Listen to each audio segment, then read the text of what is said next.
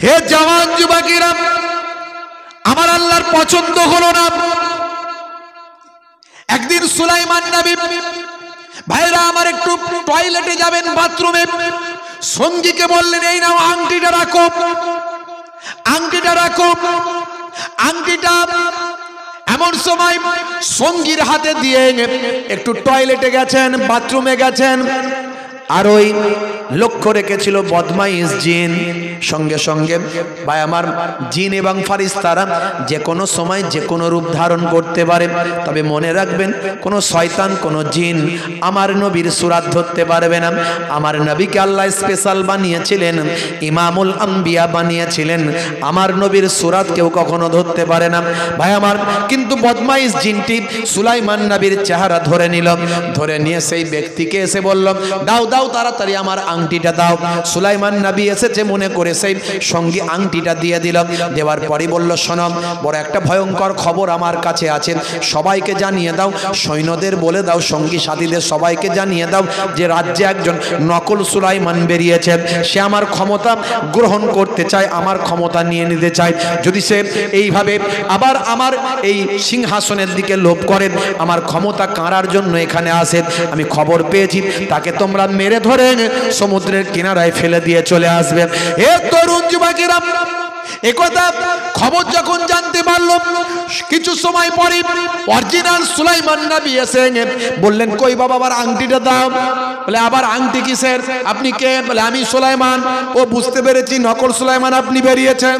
ভাইরা আমার, অরিজিনাল সুলাইমানকে ভুল বুঝে তাকে সকলে মিলে সুলাইমান নবীকে আঘাত করলো, মারধর করলো, সুলাইমান নবীকে রক্তাক্ত করে সমুদ্রের কিনারায় ফেলে দিয়ে চলে আসলো। হে তরুণ যুবকেরা, এইভাবে সুলাইমান নবী রক্তাক্ত অবস্থায় সমুদ্রের কিনারায় পড়ে আছেন, আর সেই পথ দিয়ে বাড়ি ফিরছিলেন। ওই জেলে মানুষটি বাড়ি ফিরছিলেন, জেলে দেখলেন একজন সুন্দর চেহারার নূরওয়ালা চেহারা একজন সুপুরুষ রক্তাক্ত অবস্থায় সমুদ্রের কিনারায় পড়ে আছে।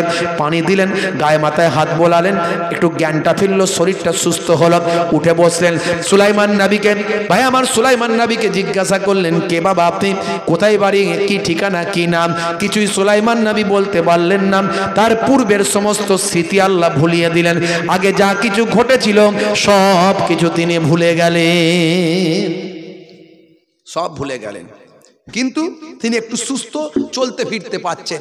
এমন সময় ওই জেলে কি করলেন, সুলাইমান নবীকে হাত ধরে ধরে নিজের বাড়িতে নিয়ে এলেন, কয়েকদিন ট্রিটমেন্ট করলেন, সুস্থ হলেন।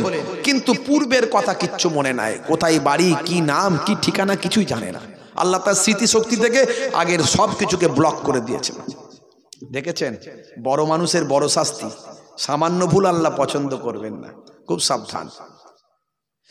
হে তরুণ যুবকেরা, হে আমার বন্ধুরা, শুনে রেখে দিন বাবা, জেনে রেখে দেন হে মুসলমান।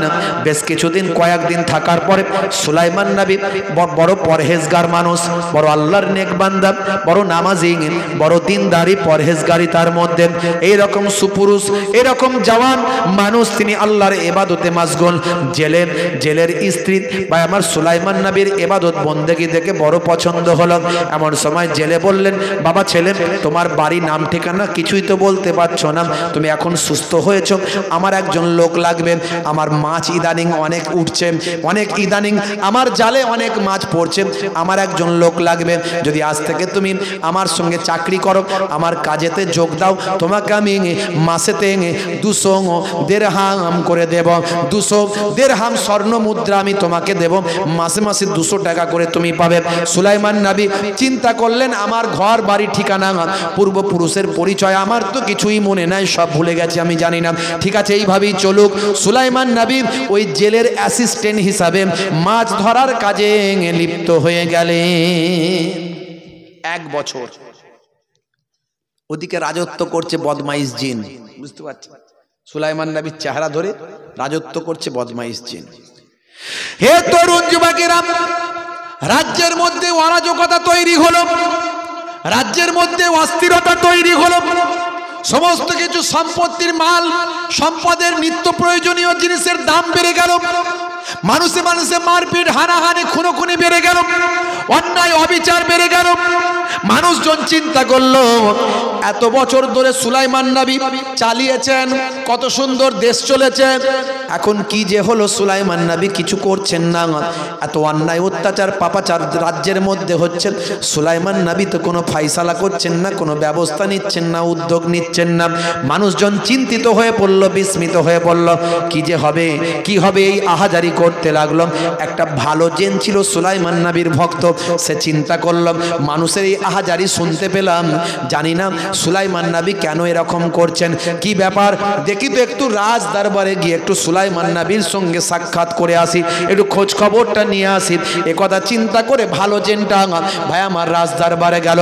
হে তরুণ যুবকেরা, এদিকে 1 বছর হয়ে গেছে।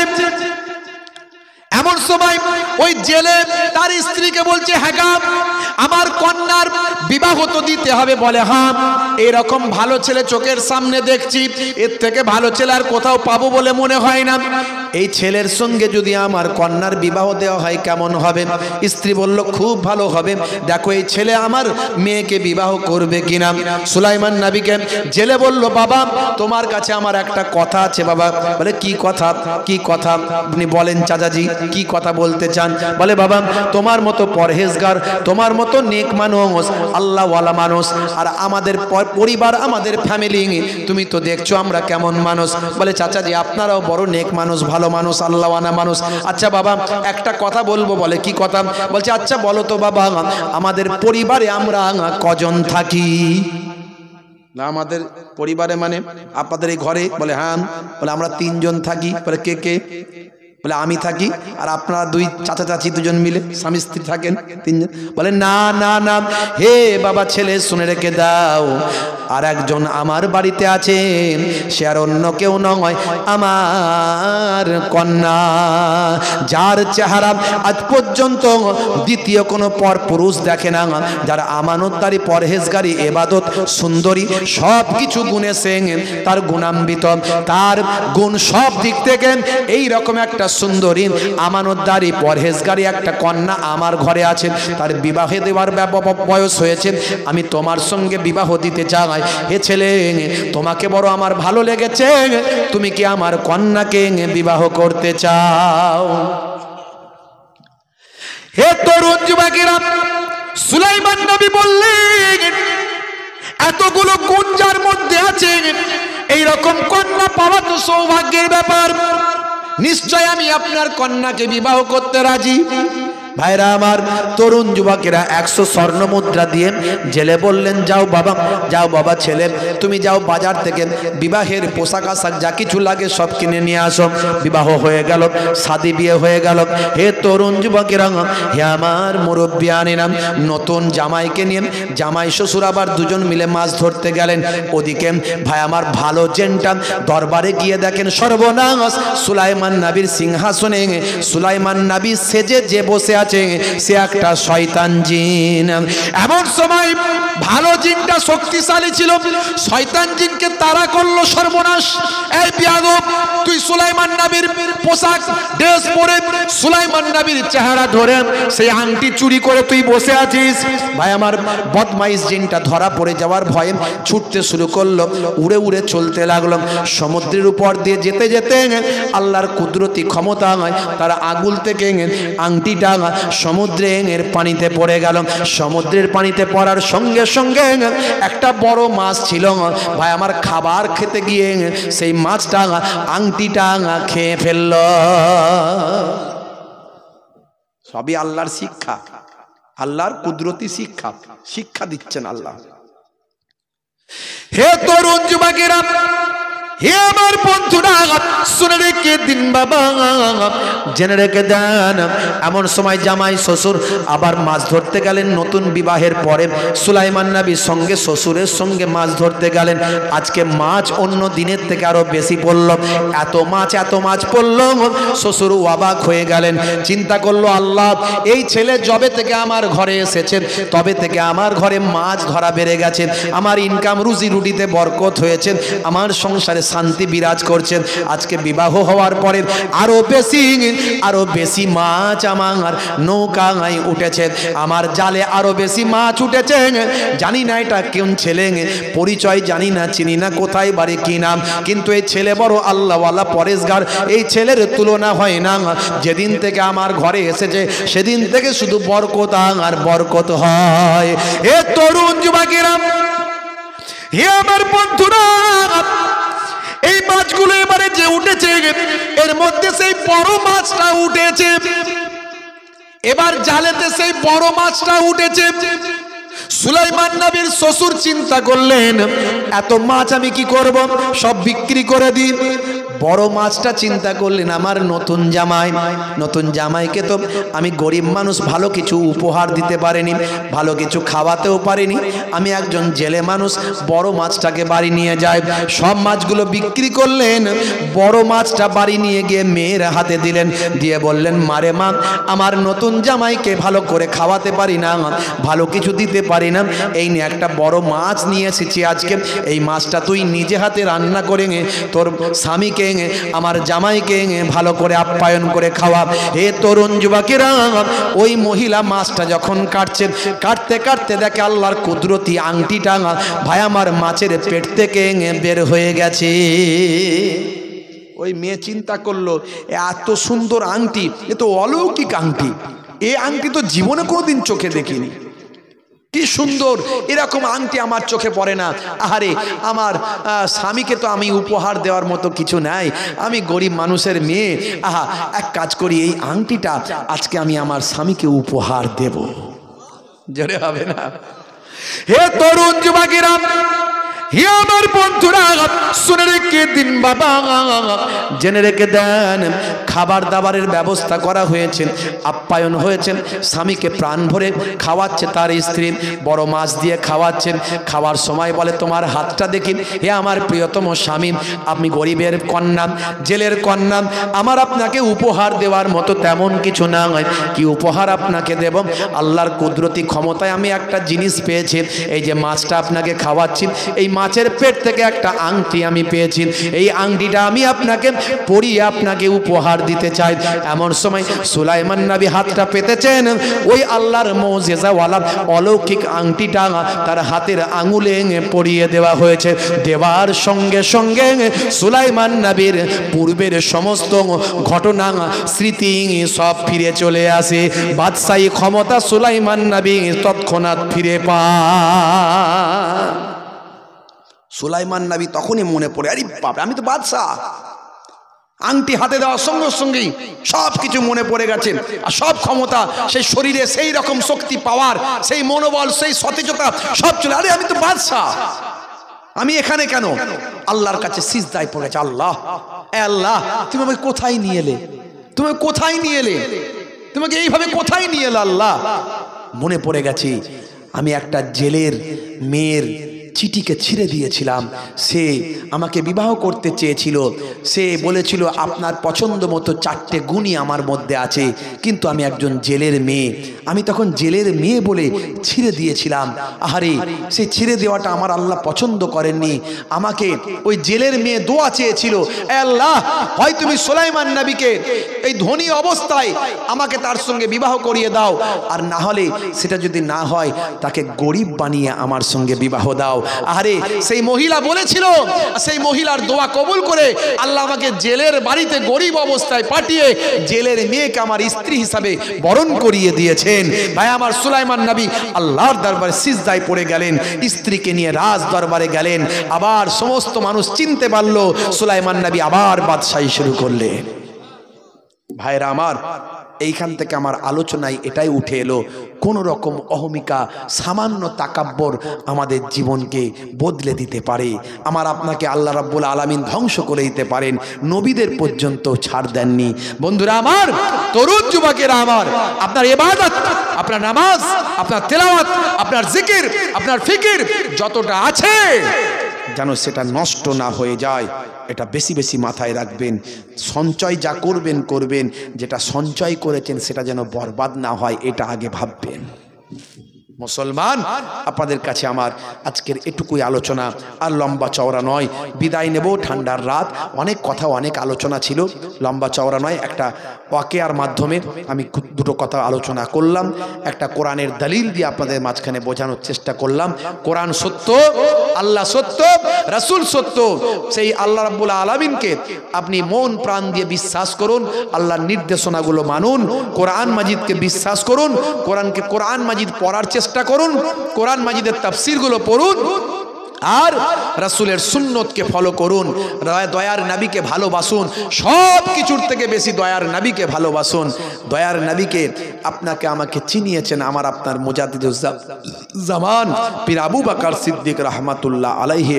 তিনি সমস্ত মাসলা মাসাইল কিভাবে হবে, যেখানে যেখানে ডাউট আছে, বিতর্ক আছে, যেখানে যেখানে পরিষ্কার নাই, সেগুলোকে আপনারা আমার কাছে ব্যাখ্যা করে পরিষ্কার করে দিয়েছেন, এবং নবী প্রেম আল্লাহ প্রেম কেমন হবে সব শিখিয়ে দিয়েছেন। সে মুজাদ্দুজ জামানের ছাতার তলায় থেকে সুন্দরভাবে আমরা যেন জীবনযাপন করতে পারি। যে বসিরহাট আল্লামা হুজুর ভায়া মুজাদ্দুজ জামানের হাতে হাত দিয়ে দাস্তে বায়াত ছিলেন, মইজুদ্দিন হামিদি সাহেব হুজুর, নেসারউদ্দিন আহমদ সাহেব হুজুর, ডক্টর মোহাম্মদ শহীদুল্লাহ হুজুর, আব্দুল মাহবুব সাহেব হুজুর, ভাইরা আমার পীরনগরী হুজুর, যত আপনার 5 হুজুর, যত আল্লাহর ওলি বান্দারা মুজাদ্দুজ জামানকে ভাই আমার বট গাছ মনে করে, ছাতা মনে করে তার নিচে আশ্রয় নিয়ে তার মাসালাগুলো, তার ব্যাখ্যাগুলো গ্রহণ করেছিলেন। মুজাদ্দুজ জামান যেমন তেমন আলেম ছিলেন না, শুধু 6টা হাদিসের, আমরা সব যত বক্তা আলেম মাওলানা সব 6টা হাদিস পড়েছে, 86টা হাদিস, 6টা হাদিসে পড়ে তার সানাদ পেয়েছে। আর মুজাদ্দুজ জামান 6টা হাদিস তো বটেই, মদিনা শরীফ থেকে 40টা হাদিস শেষ করে তার সানাদ নিয়ে হিন্দুস্তানের জমিনে এসেছিলেন। কত বড় আলেম, যাকে অনুসরণ করেছিলেন হযরতে আল্লামা বড় মাওলানা আল্লামা রুহুল আমিন সাহেব রাহমাতুল্লাহ আলাইহি থেকে শুরু করে বঙ্গের বড় বড় আলেম নিসারউদ্দিন আহমদ হুজুর, মইজুদ্দিন হামিদি হুজুর, ভাই আমার আব্দুল মাহবুব সাহেব হুজুর, ভাই আমার যিনি ফার্সিতে একজন পণ্ডিত ছিলেন, এই রকম বড় বড় পণ্ডিত আল্লাহর ওলি বান্দারা তার অনুসরণ করেছেন।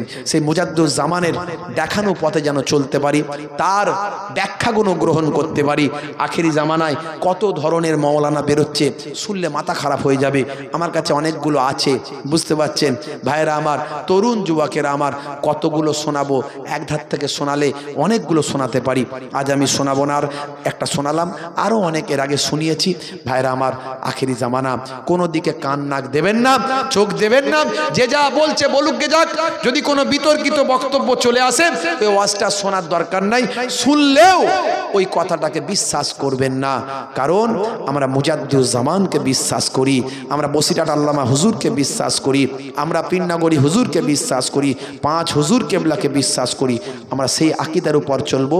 আমাদের হক সিলসিলা, কোরআন হাদিসের বিরুদ্ধে একটা কথাও, ফুরফুরা সিলসিলায় যে দাদা হুজুর কেবলা যা বলে গেছেন, এই সিলসিলায় একটাও কোরআন হাদিসের বিরুদ্ধে কথা নয়।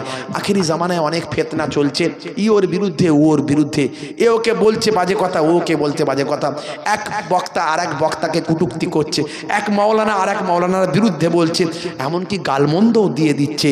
খুব সাবধান, এই গালমন্দ যেটা দিল সেটাও যদি আপনি বলেন, তাহলে আপনারও দেওয়া হলো, আপনার মুখ থেকেও খারাপ কথাটা উচ্চারণ হলো। কে কোন গালমন্দ দিয়েছে, কে কি কটু বাক্য বলেছে, আপনি চায়ের দোকানে একজন অন্যজনকে শোনাচ্ছেন, আপনি গীবতের হকদার হয়ে যাচ্ছেন, গীবতের হকদার হয়ে যাচ্ছেন। কে কি করছে সে আল্লাহর দরবারে জবাব দেবে, আল্লাহর দরবারে জাররা জাররা পরিমাণ হিসাব হবে। কাউকে আল্লাহ ছাড়বেন না, যত বড়ই মাওলানা হোক, হুজুর হোক, পীর সাহেব হোক, মুফতি সাহেব হোক, হাজি সাহেব, গাজী সাহেব হোক, কাউকে আল্লাহ ছাড়বেন না। নাফসের গোলামি করে ফেললে আল্লাহ ছাড়বে না। নবীদের ছাড়েননি, নবীদের ছাড়েননি। আর আমি আপনি কোথাকারের কে, কত বড় হুজুর, কত বড় পীর সাহেব হয়েছে। ভাইরা আমার, তরুণ যুবকেরা আমার, আল্লাহ যাকে ঘাড় ধরে তুলবে তাকে কেউ ঠ্যাং ধরে নামাতে পারবে না। কাউকে ভোট দিয়ে কিছু হবে না, ভোট দিয়ে পীর সাহেব বানানো যাবে না। পীর ওলি আউলিয়া এগুলো আল্লাহর দেওয়ার জিনিস। আর এই হুজুরের ছেলেই হুজুর হবে, পীর সাহেব হবে, এটাও কোরআন হাদিসে কোথাও পাওয়া যাবে না। আপনার ঘরের ছেলেটাকে আল্লাহ হুজুর বানাতে পারে, পীর বানাতে পারে, ওলি বানাতে পারে। ওসব বাজে কথা রাখেন। এসব কথা নিয়ে গীবত শেখায় চগলখড়ি করবেন না বাপ। এই কথাগুলো নিয়ে বাজারে বাজারে আলোচনা করবেন না। যে করছে সে করুক, যারা করছে তারা জানে, জেনে শুনে করছে। বুঝতে পারছেন? মানুষ যখন আত্মকেন্দ্রিক হয়ে যায়, একটা মোহের মধ্যে চলে যায়, তখন সবকিছু ভুলে যায়, সবকিছু ভুলে যায়। আপনি ভুলবেন না। আপনি দাদা হুজুর পীর কেবলাকে দেখুন। আমি মোহেবুল্লাহ হুসাইনি ছোট হুজুরের নাতি, পিন্নগরী হুজুরের পোতা। আমি কি করলাম দেখার দরকার নেই। আমি যদি ভালো কাজ করি, যদি আপনার মনে হয় কোরআন হাদিসের পক্ষে আছি, দাদা হুজুর কেবলার নীতি আদর্শের পক্ষে আছি, আপনি সম্মান করবেন, ভালোবাসবেন। আর যদি দেখেন যে না বিপক্ষে আছি, আমার কাছ থেকে সরে যান, আমার কাছে আসবেন না, মিটে গেল ঝামেলা। এগুলো নিয়ে দ্বন্দ্ব, দলবাজি এসব করে ধ্বংসপ্রাপ্ত হয়ে যাব আমরা। আল্লাহ আমাদের হেফাজত করেন, বলু আল্লাহুম্মা আমিন, বলু আল্লাহুম্মা আমিন। এই রকম করে অনেক ধ্বংস হয়ে গেছে, অনেক কম বরবাদ হয়ে গেছে। আমাদের নবীর খাতিরে আমাদেরকে আল্লাহ এখনো হেফাজত করছেন। আমার নবী দোয়া চেয়েছিলেন, আল্লাহ একসঙ্গে ধ্বংস এদের করবেন না, আমার উম্মতকে আপনি একসঙ্গে ধ্বংস করবেন না। আল্লাহ বলেছেন, হে নবী আপনার দোয়া কবুল করে নিলাম। হে তরুণ যুবকেরা, হে আমার বন্ধুরা, শুনে রেখে দিন বাবা, জেনে রেখে দেন, আমার আল্লাহ তাআলা পৃথিবীর জমিনে আপনাকে আশরাফুল মাখলুকাত করেছেন, সৃষ্টির শ্রেষ্ঠ জীব বানিয়েছেন। কেন শ্রেষ্ঠ করলেন? হে পৃথিবীর মানুষ, শ্রেষ্ঠত্বের পরিচয় কতটুকু দিচ্ছেন একটু বুকে হাত দিয়ে চিন্তা করবেন। নামাজ শুধু পড়লে আপনি জান্নাতে যাবেন, এটা পৃথিবীর কোথাও লেখা নাই। নামাজের সঙ্গে সঙ্গে আরো আপনাকে কিছু কাজ করতে হবে। রোজা শুধু রাখলে আপনি জান্নাতে যাবেন, পৃথিবীর কোথাও এইটুকু লেখা নাই। রোজা রাখার সঙ্গে সঙ্গে নবী আনার তারিকা আপনাকে বাস্তবায়িত করতে হবে। হে তরুণ যুবকেরা, ইবাদত গুলো তো আপনাকে করতে হবে, তার সঙ্গে সঙ্গে আপনাকে উসওয়াতুন হাসানা আপনার মধ্যে রাখতে হবে, উত্তম আদর্শ আপনার মধ্যে রাখতে হবে। কত মানুষকে আমি দেখলাম নামাজও পড়ছে, চিটিংবাজিও করছে, দাঁড়িয়ে রেপেছে, ধাপ্পাবাজিও করছে, নামাজ রোজা ইবাদত বন্দেগী করে, কিন্তু মানুষ তার কথাতে বড় কষ্ট পায়, তার কথায় মানুষ অসন্তুষ্ট। হে তরুণ যুবকেরা, বনি ইসরাইল যুগে একজন আল্লাহর নেক বান্দি ছিলেন, অনেক বেশি বেশি নামাজ পড়তেন, অনেক বেশি বেশি তেলাওয়াত করতেন, অনেক বেশি বেশি জিকির আজকার করতেন। হাদিস পাকের মধ্যে এসেছে একটা বিড়ালকে কষ্ট দিয়েছিল। এই বিড়ালকে কষ্ট দেওয়ার জন্য আমার আল্লাহ তার সমস্ত ইবাদতকে বরবাদ করে দিয়েছিলেন এবং তাকে জাহান্নাম তার ঠিকানা বানিয়ে দিয়েছিলেন। এর দ্বারাই কি প্রমাণ পাই বাবা, ইবাদত বন্দেগী আপনার লাগবে, তার সঙ্গে সঙ্গে উসওয়াতুন হাসানা আপনার মধ্যে লাগবে। ভাইরা আমার, তরুণ যুবকেরা, হে আমার মুরব্বিয়ানেরা, বনি ইসরাইল যুগের আর একটা ঘটনা হাদিসের মধ্যে পাওয়া যায়। পিপাসার সময় একটা কুকুরকে পানি পান করিয়েছিল।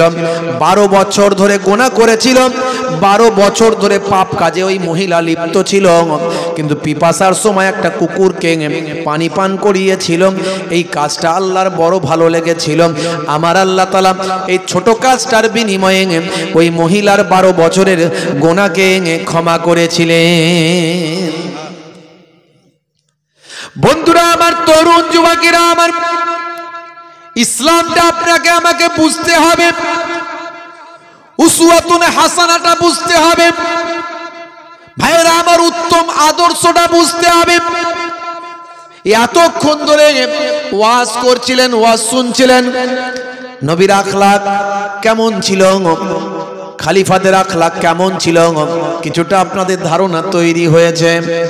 হে তরুণ যুবকেরা, ইয়া আমার মুরব্বিয়ানেরা, আল্লাহর নবী বলেছেন, ইয়া আবাজার লা তাহকিরান্নাল মারুফা সাইয়্যাত। বাবা আবুজার, তোমার জীবনে এমন ছোট ছোট নেক কাজ, ভালো কাজ আছে আবুজার, তোমার মনে হতে পারে এটা আবার ভালো কাজ নাকি, এটা আবার আমল নাকি, এটা আবার নেক কাজ নাকি, এটা তোমার মনে হতে পারে আবু যার। কিন্তু বাবা আবু যার হতে পারে, শুনে রেখে দাও, ওই ছোট ছোট নেক কাজ ভালো কাজগুলোর জন্য আমার আল্লাহ তাআলা তোমার জীবন জিন্দেগিতে রহমতের দরিয়া বর্ষণ করে দেবে। রাস্তা দিয়ে যাচ্ছেন, পেরেক পড়ে আছে, কাঁচ ভাঙা পড়ে আছে, পাথর পড়ে আছে, পরবর্তী পথিকের পায়ে লাগবে, আপনি দেখে নিয়েছেন, আপনি ভাবছেন আমি তো দেখতে পেয়েছি, আমি চলে যাচ্ছি, আমার তো লাগেনি, যার লাগবে সে বুঝে নেবে। আপনি নামাজি, আপনি সুফি, আপনি দরবেশ, নবীর উম্মত, আমার নবীর অর্ডার, পরবর্তী পথিকের পায়ে যেন কষ্ট না লাগে তার জন্য তুমি সেটা সরিয়ে দাও। আপনার হাতে সময় আছে, সরিয়ে দিলেন। হে তরুণ যুবকেরা, আপনি দেখছেন বাবা পথের ধারে একজন মানুষ কষ্ট পাচ্ছে,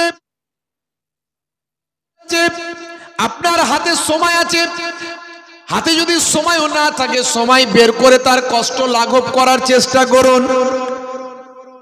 উসওয়াতুন হাসানা আপনার মধ্যে নিয়ে আসুন, নবিয়ানার তারিকা আপনার মধ্যে নিয়ে আসুন।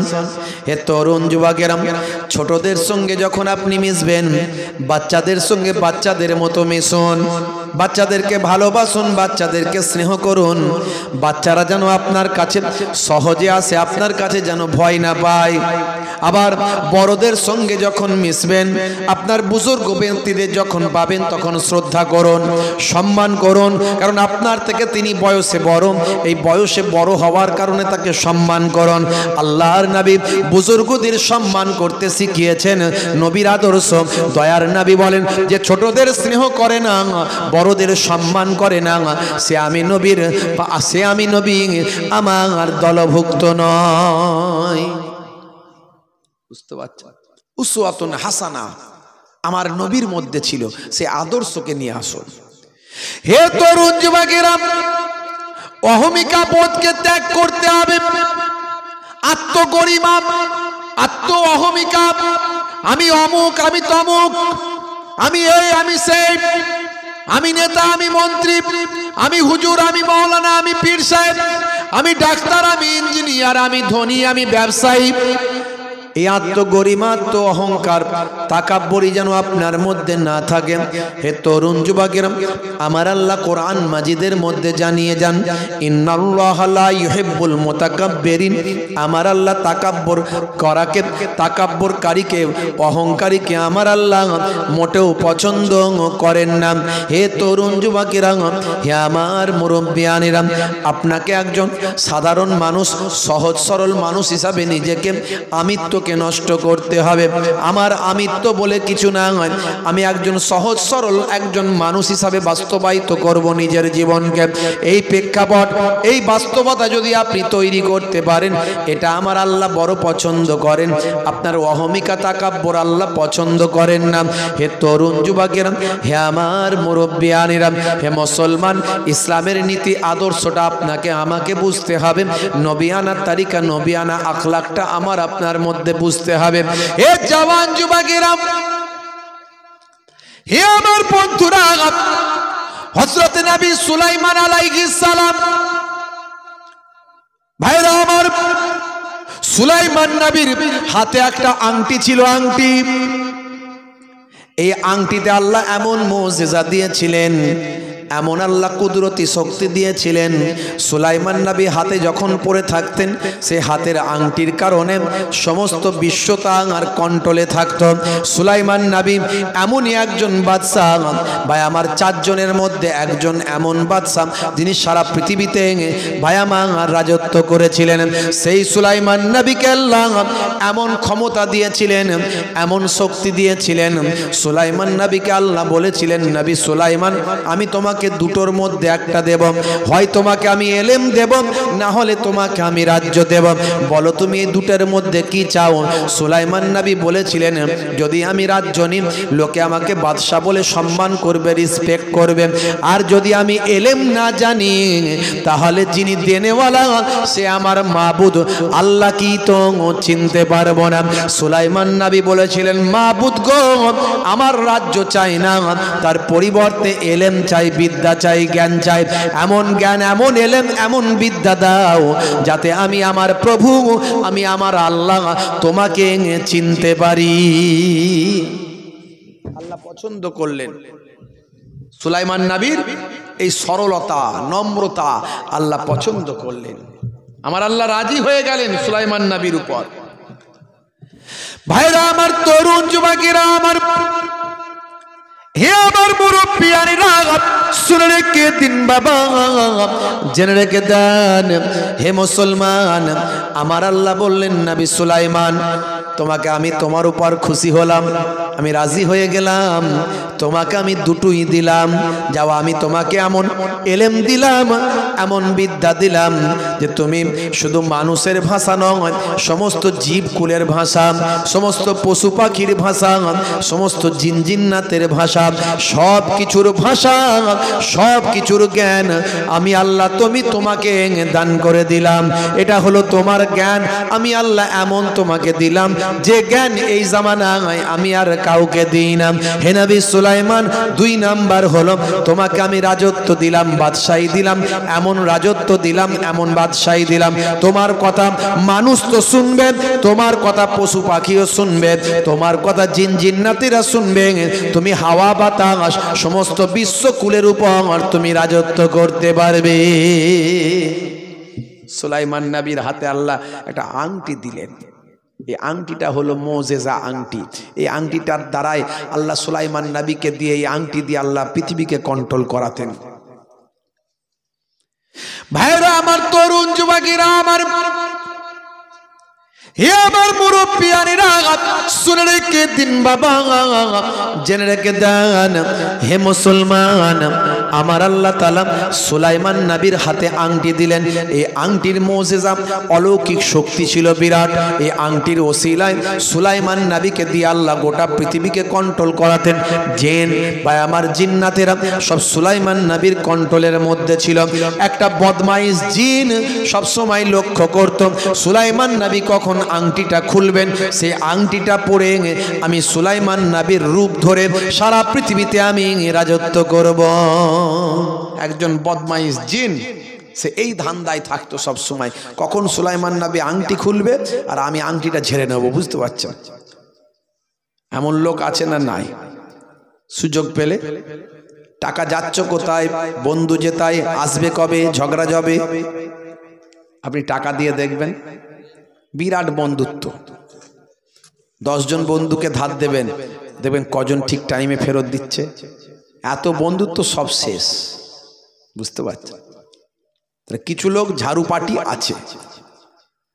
আপনি চায়ের দোকানে বসে আছে, আপনি দেখছেন হুজুর বলে গেছে মুসলমান মুসলমানকে দেখলে সালাম দেবে, আসসালাম ও কাবলাল কালাম, কথা বলার আগে দাও তুমি সালাম। সালাম দেওয়ার সময় দেখবে না কে চাচতো ভাই, কে ফুফুতো ভাই, কে মামাতো ভাই, মুসলমান দেখবে সালাম দেবে। এটাই নবীর তরিকা। হযরতে আলী মুর্তজা কারামাল্লাহু ওয়াজহু আল্লাহর নবীর দরবারে আসছেন। সেখানে বসে আছেন হযরতে আবু বকর সিদ্দিক রাদিয়াল্লাহু তাআলা আনহু। তাহলে সালামটা কে কাকে দেবে? যারা বলেন সালামটা কে কাকে দেবে? আবু বকরকে দেবে হযরতে আলী মুর্তজা হুজুর, তাই তো নাকি? আল্লাহর নবী সালামের পদ্ধতি জানিয়েছেন। একজন ব্যক্তি অধিক ব্যক্তিকে সালাম দেবে। উপবিষ্ট ব্যক্তি, দাঁড়িয়ে থাকা ব্যক্তি উপবিষ্ট ব্যক্তিকে, বসে থাকা ব্যক্তিকে সালাম দেবে। চলমান ব্যক্তি বসে থাকা ব্যক্তিকে সালাম দেবে। আল্লাহর নবী কে কাকে সালাম দেবে সুন্দরভাবে হাদিসের মধ্যে বলেছেন। হে তরুণ যুবকেরা, নবীর হাদিস অনুযায়ী তাহলে আবু বকর সিদ্দিক হুজুর বসে আছেন, হযরতে আলী হুজুর ঢুকছেন, তাহলে সালামটা দেওয়া দরকার হযরতে আলী মুর্তজা কারামাল্লাহু ওয়াজহুর। সাহাবাদের মধ্যে এসব জিনিস কখনো ভুল হয় না, কিন্তু এই দিন হযরতে আলী মুর্তজা কারামাল্লাহু ওয়াজহু নবী পাকের দরবারে ঢুকেছেন। হযরতে আবু বকর হুজুর বসে আছেন, সালাম তিনি দিলেন না। হযরতে আবু বকর হুজুর অবাক, কি ব্যাপার আলী সালাম দিল না? ঘাবড়ে গেলেন। এটা তো হওয়ার কথা নয়, এটা তো অবাস্তব, এটা বাস্তবে হওয়ারই কথা নয়, এটা হলো কেমন করে? হযরতে আবু বকর সিদ্দিক রাদিয়াল্লাহু তাআলা আনহু হযরতে আলী মুর্তজা কারামাল্লাহু ওয়াজহুকে নিজে থেকেই সালামটা দিলেন। জোরে হবে না? সালাম দেওয়া হলো সুন্নাত, জবাব দেওয়া হলো ওয়াজিব। অনেকে সালাম দেওয়াটাকে ফ্যাশন মনে করে, ওয়েট মনে করে, নিজের আমিত্ব মনে করে। অনেকে সালাম পেতে চায়, সালাম দিতে চায় না। কথা ঠিক না ভুল? হুজুর মনে মনে করে ভক্তরা আমাকে সালাম দেবে, আমি কি সালাম দেব? ইমাম সাহেব মনে মনে করে মুসল্লিরা আমাকে সালাম দেবে, আমি কি সালাম দেব? ইমাম না। মুফতি সাহেব মনে মনে করে এই সমস্ত মুসলমানেরা আমাকে সালাম দেবে, আমি মুফতি সাহেব মানুষ বলে কথা। হাজি সাহেব মনে মনে করে আমি হজ করে এসেছি, পাড়ার লোক আমাকে সালাম দেবে কারণ আমি হলাম হাজি সাহেব। দাড়িওয়ালা জুব্বাওয়ালা মানুষ চিন্তা করে এদের তো দাড়ি নাই, ঠিক মতো নামাজ পড়ে না, আমি কি ওদের সালাম দেব? ওরা বরং আমাকে সালাম দেবে। ডাক্তার সাহেব মনে মনে করে আমি তো ডাক্তার বলে কথা, আমি কত মানুষের ট্রিটমেন্ট করছি, রুগীরা আমাকে সালাম দেবে, আমি কেন রুগীদের সালাম দেব? হে তরুণ যুবকেরা, হে আমার বন্ধুরা, শুনে রেখে দিন বাবা। দোকানদার মনে মনে করে আমি এত বড় ব্যবসায়ী, কাস্টমার অল্প পয়সার মাল কিনবে, আমি এত টাকার মাল নিয়ে বসে আছি, কাস্টমার আমাকে সালাম দেবে, আমি কেন সালাম দেব? হযরতে আলী মুর্তজা কারামাল্লাহু ওয়াজহু বলেন আমি সব সময় চেষ্টা করতাম আমার আগে না কেউ সালাম দিতে পারে, কারণ আমি স্বপ্নের মধ্যে দেখেছি, খ্বাবের মধ্যে দেখেছি জান্নাতের ভিতরে একটা বালাখানা আমার আল্লাহ তৈরি করেছেন, যে বান্দা আগে সালাম দেবে তার জন্য রেখে দেওয়া হয়েছে। আল্লাহর নবী আসতি হযরতে আবু বকর সিদ্দিক হুজুর কমপ্লেন করছে আল্লাহর নবীর কাছে, ইয়া রাসূলুল্লাহ, আজকে আলী এসেছে আমার পরে, এসে আজকে আমাকে সালাম দেয়নি। সালাম দেওয়ার কথা হযরতে আলীর, কিন্তু আমাকে সালাম দেয়নি হুজুর। আল্লাহর নবী বললেন, আলী সালাম দাওনি, ব্যাপারটা কি? কি হলো হঠাৎ এরকম ব্যাপার? আল্লাহর নবীকে হযরতে আলী মুর্তজা বলেন, হুজুর বেয়াদবি নেবেন না, আমি গত রাত্রে একটা স্বপ্নে দেখলাম, খ্বাবে দেখলাম, যে বান্দা আগে সালাম দিচ্ছে তার জন্য আল্লাহ একটা জান্নাতে বালাখানা রেখেছেন। আমি চিন্তা করলাম আমি যদি হযরতে আবু বকরকে আগে সালামটা দিই তাহলে ওই তো বালাখানাটা, ওই জান্নাতের ঘরটা আমি আলী পেয়ে যাব, আর আমার বুজুর্গ ভাই হযরতে আবু বকর থাকতে ওই ঘর আমি কেমন করে নিতে পারি? না না না, আমি ওই ঘরটা নিতে চাই না, আবু বকর যেন ওই ঘরটা পায়, এর জন্য আমি আগে থেকে সালাম না দিয়ে আবু বকরকে সালাম দেওয়ার সুযোগ করে দিলাম। দেখেছেন তাদের চিন্তা ভাবনা কি? আর আমরা সালামকে এখন ফ্যাশন বানিয়েছি, বুঝতে পারছি? হাতটা তুলে দিল, মুখে একটাও কথা বলে না, হাতটা তুলে দিল, দিয়ে ওরই মাঝখানে সালাম হয়ে গেল, সালাম কালাম সব হয়ে গেল, এদিকে কাত হয়ে গেল, ওদিকে কুপকাত হয়ে গেল, ওরই মাঝখানে সব খোঁজ খবর হয়ে গেল। ফ্যাশন সালাম, বুঝতে পারছেন? মুসলমান আবার দেখবেন মুসাফা করে এক হাতে, নিউ মডেলের মুসাফা হচ্ছে এখন, এক হাতে মুসাফা, মানে ওই ইংরেজদের কাছ থেকে শিখেছে হ্যান্ডশেক করা এক হাতে। আখিরি জামানা কত রকমের বক্তা বেরিয়েছে, মানে শোনালে আপনি ঘাবড়ে যাবেন। একটা আগে মোবাইল দোকানে রিপেয়ারিং করতো, এখন বড় বক্তা হয়ে গেছে, মোবাইল ইউনিভার্সিটি থেকে পড়েছে। কোন ইউনিভার্সিটি? মোবাইল ইউনিভার্সিটি থেকে পড়েছে। ও কোনো মাদ্রাসা থেকে পড়েনি, ও মোবাইল ইউনিভার্সিটি থেকে পড়ে এখন বিরাট বড় বক্তা হয়ে গেছে। সবেতে হারাম হারাম হারাম, শুধু হুজুরদের ভুল ধরে, শুধু আলেমদের ভুল ধরে, হুজুরদের ভুল ধরে। আমি শোনালে আপনারা বুঝতে পারবেন। হ্যাঁ, কত বড় ব্রাদার রে ভাই, হ্যাঁ, শুধু হুজুরদের ভুল ধরে, বুঝতে পারছেন? আলেম ওলামাদের শুধু ভুল ধরে। আর একটা আপনি 2-4 লাইন 10 লাইন ন্যাড়া আরবি, হ্যাঁ, যদি পড়তে দেওয়া হয়, এমনি আরবি দেখে দেখেই পড়তে পারে বলে আমার বিশ্বাস হয় না, বুঝতে পারছেন? ব্যাখ্যা মানে সব ভুল। আর তারা বিরাট বড় বড় পণ্ডিত, বড় বড় আলেম, যোগ্য যোগ্য আলেমদের ভুল ধরে। এই দেখুন, হুজুর হাত তুলে বলছে রব্বানা যালামনা আনফুসানা, বাংলা মানে কি জানেন? হে আমার রব আল্লাহ, আমি অনেক পাপ করেছি। মানে হুজুর বলছে আল্লাহ আমি অনেক পাপ করেছি, আল্লাহ নিজের নাফসের উপর অনেক জুলুম করেছি। আর মুসল্লি বলছে আমিন, আল্লাহ হ্যাঁ হুজুর অনেক পাপী, তুমি ক্ষমা করো। আমি আর বেশি শোনালাম না, বেশি শোনালে সময় যাবে। এইরকম ভাবে কয়েকটা কোরআন মাজিদের আয়াত আমাদের ইমাম সাহেবরা, হুজুররা দোয়া চাই, রব্বানা জালামনা আনফুসানা। হ্যাঁ, রব্বানা জালামনা আনফুসানা বলছে, কি বলছে? বলছে হুজুর বলছে আল্লাহ আমি অনেক পাপ করেছি, আমাকে ক্ষমা করে দাও। মুসল্লিরা বলছে হ্যাঁ হুজুর, হুজুর অনেক পাপ করেছি, আল্লাহ আমিন, হুজুর আল্লাহ পাপ করেছে। তার মানে হুজুর পাপ করেছে, হুজুর দোয়া চাইছে। তোমাদের কি, তোমরা আমিন আমিন করছো কেন? হাত তুলে সবাই একসঙ্গে দোয়া চাওয়া চলবে না, এটা প্রমাণ করছে। এইটা বলে ও যে আয়াতটা বললো, আয়াতের মানে করলো ভুল। এরপরে আরো লাইন আছে, আমাকে সব রাখা আছে, মাল সব রেখে দিয়েছি। এদের কিছু চালাচম্পট আছে, আবার তারা আবার অন্ধবিশ্বাস, ওরা আলেমদেরকে মানে না, এদেরকে মানে।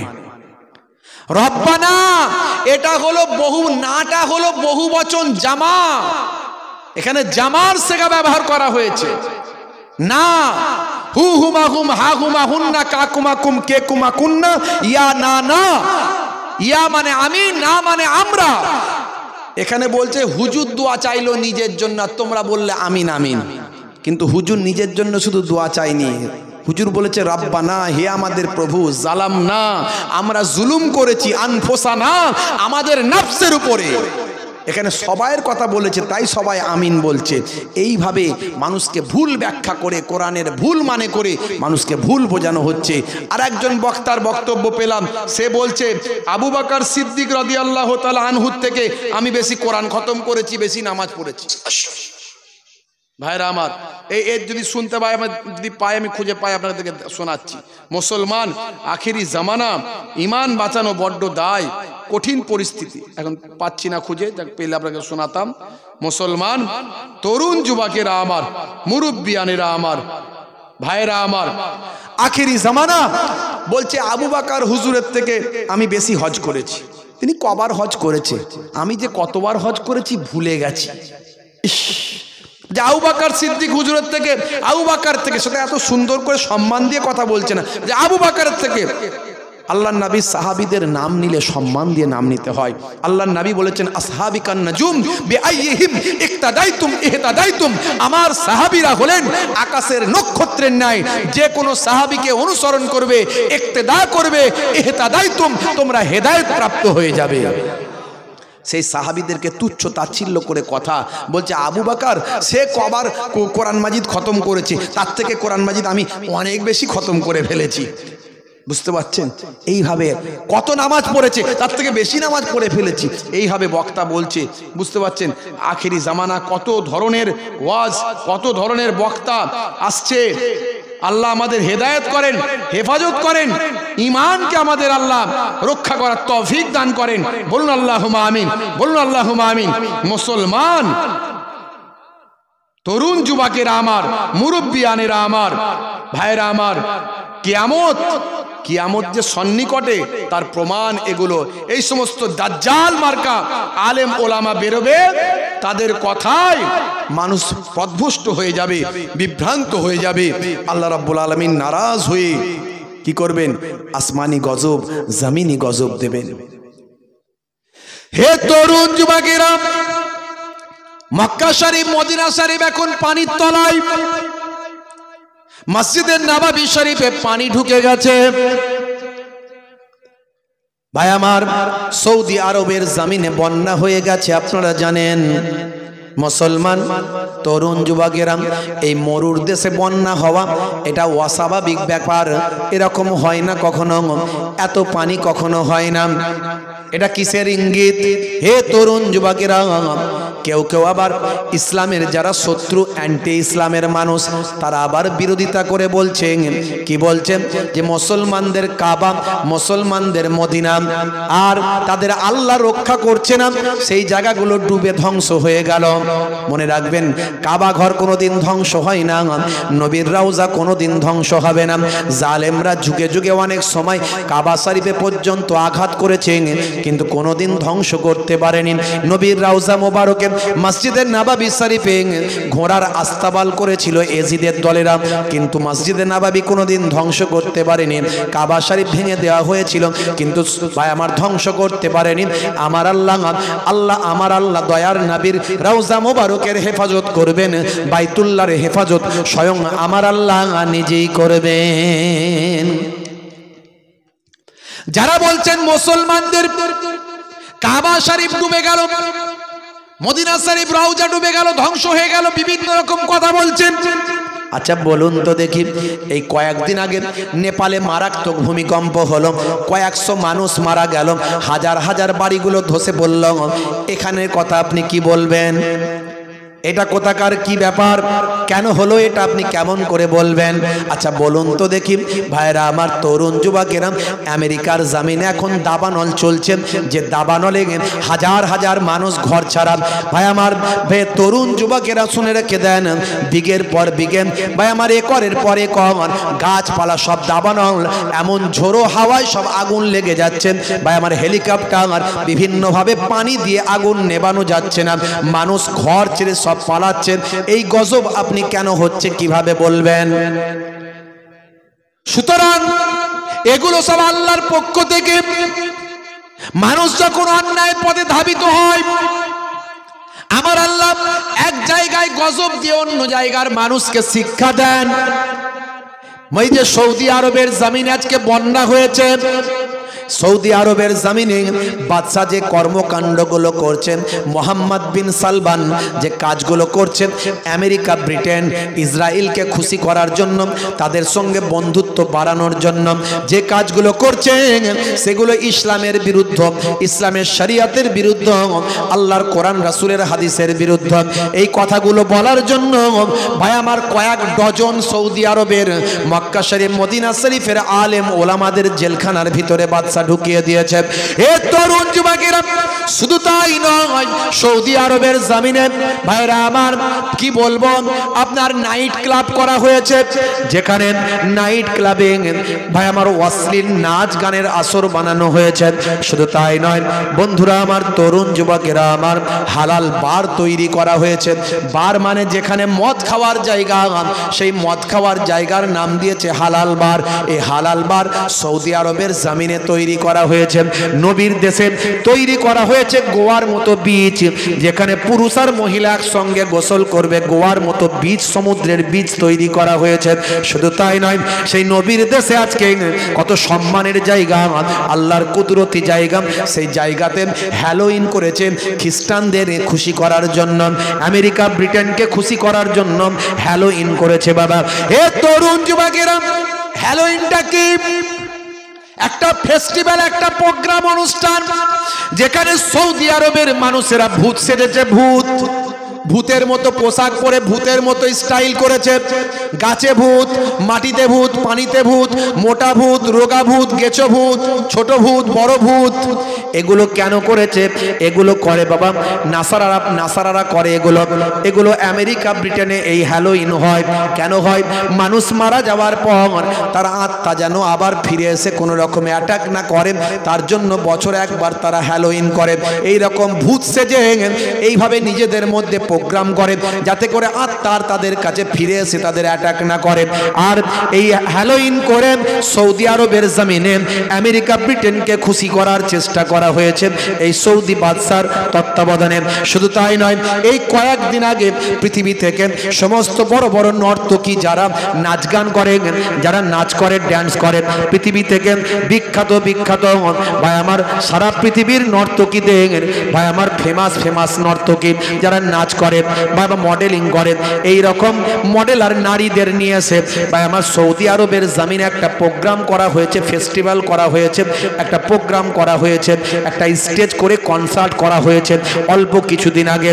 শুধু তাই নয়, সেই কনসার্টটা যখন করা হয়েছে, এই স্টেজটা যখন করা হয়েছে, সেই স্টেজটা কাবা শরীফের ছবি পেছনে লাগানো হয়েছে।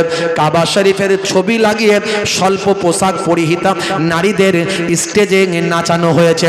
এইভাবে সারা পৃথিবীর জমিনে সৌদি আরবের নবীর দেশের সম্মানকে নষ্ট করেছে। হে তরুণ যুবকেরা, হে আমার মুরব্বিয়ানেরা, হাদিস পাক থেকে প্রমাণ পাওয়া যায়, মানুষ যখন গুনার পথে ধাবিত হয়, মানুষ যখন অন্যায় অত্যাচারের মধ্যে লিপ্ত হয়, ইসলাম বিরুদ্ধ যখন কাজ করেন, আমার আল্লাহ তাদের উপর আসমানি মুসিবত, জমিনি মুসিবত, আসমানি বালা, জমিনি বালা, আসমানি গজব, জমিনি গজব আমার আল্লাহ তাদের উপর দিয়ে থাকে।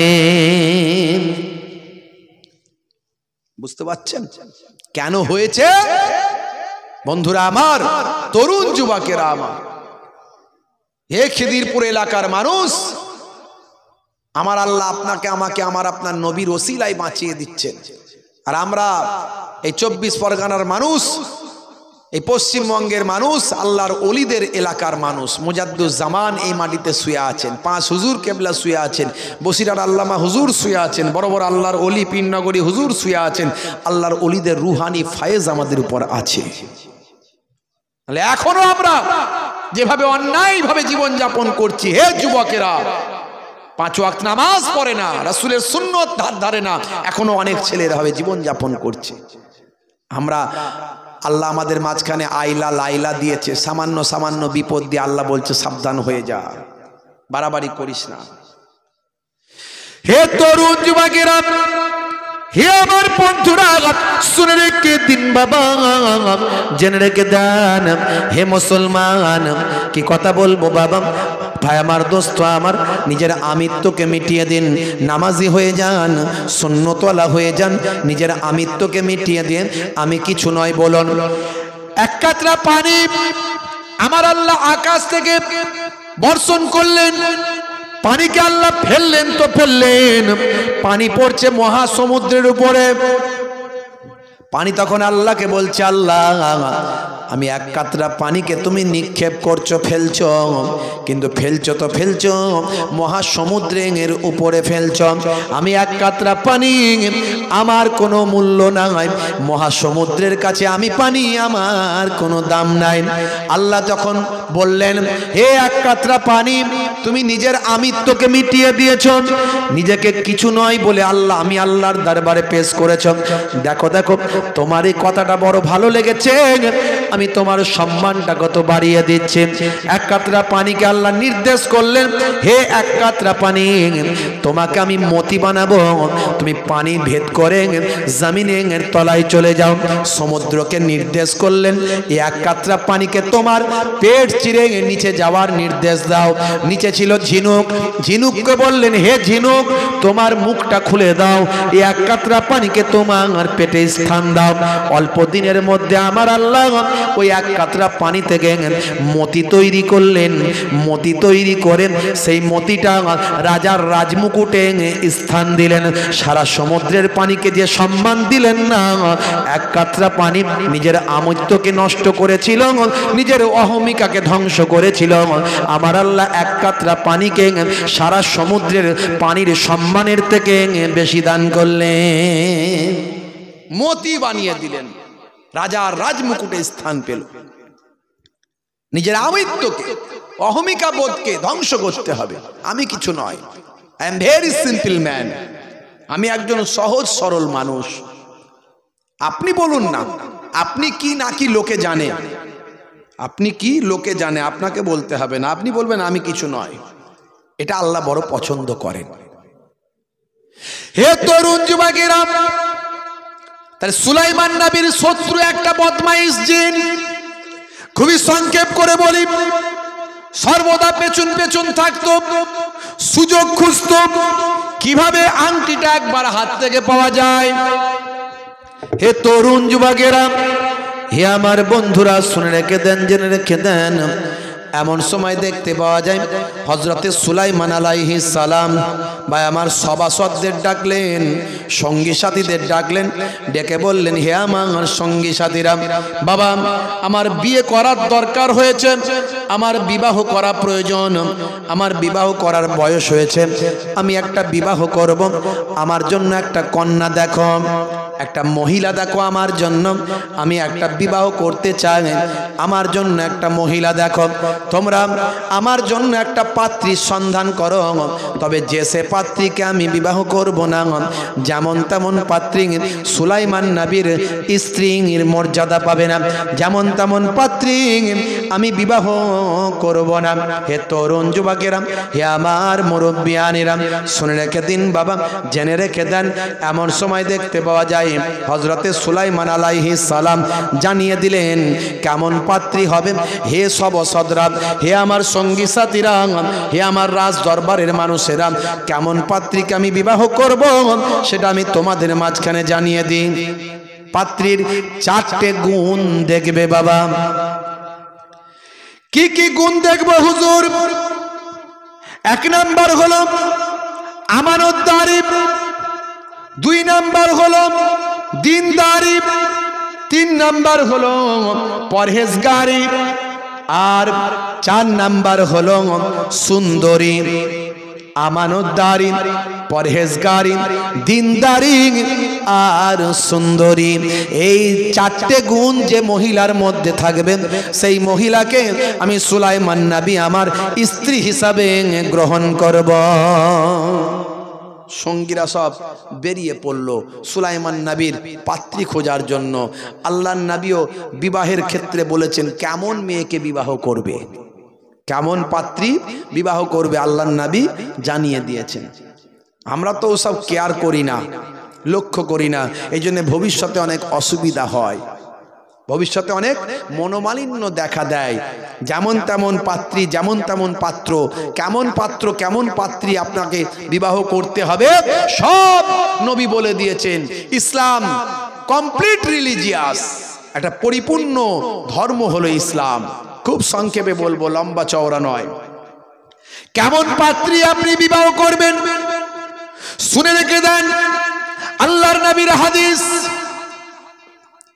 সহিহুল বুখারী 5090 নম্বর হাদিস, হযরত আবি হুরায়রা থেকে বর্ণিত হাদিসটা।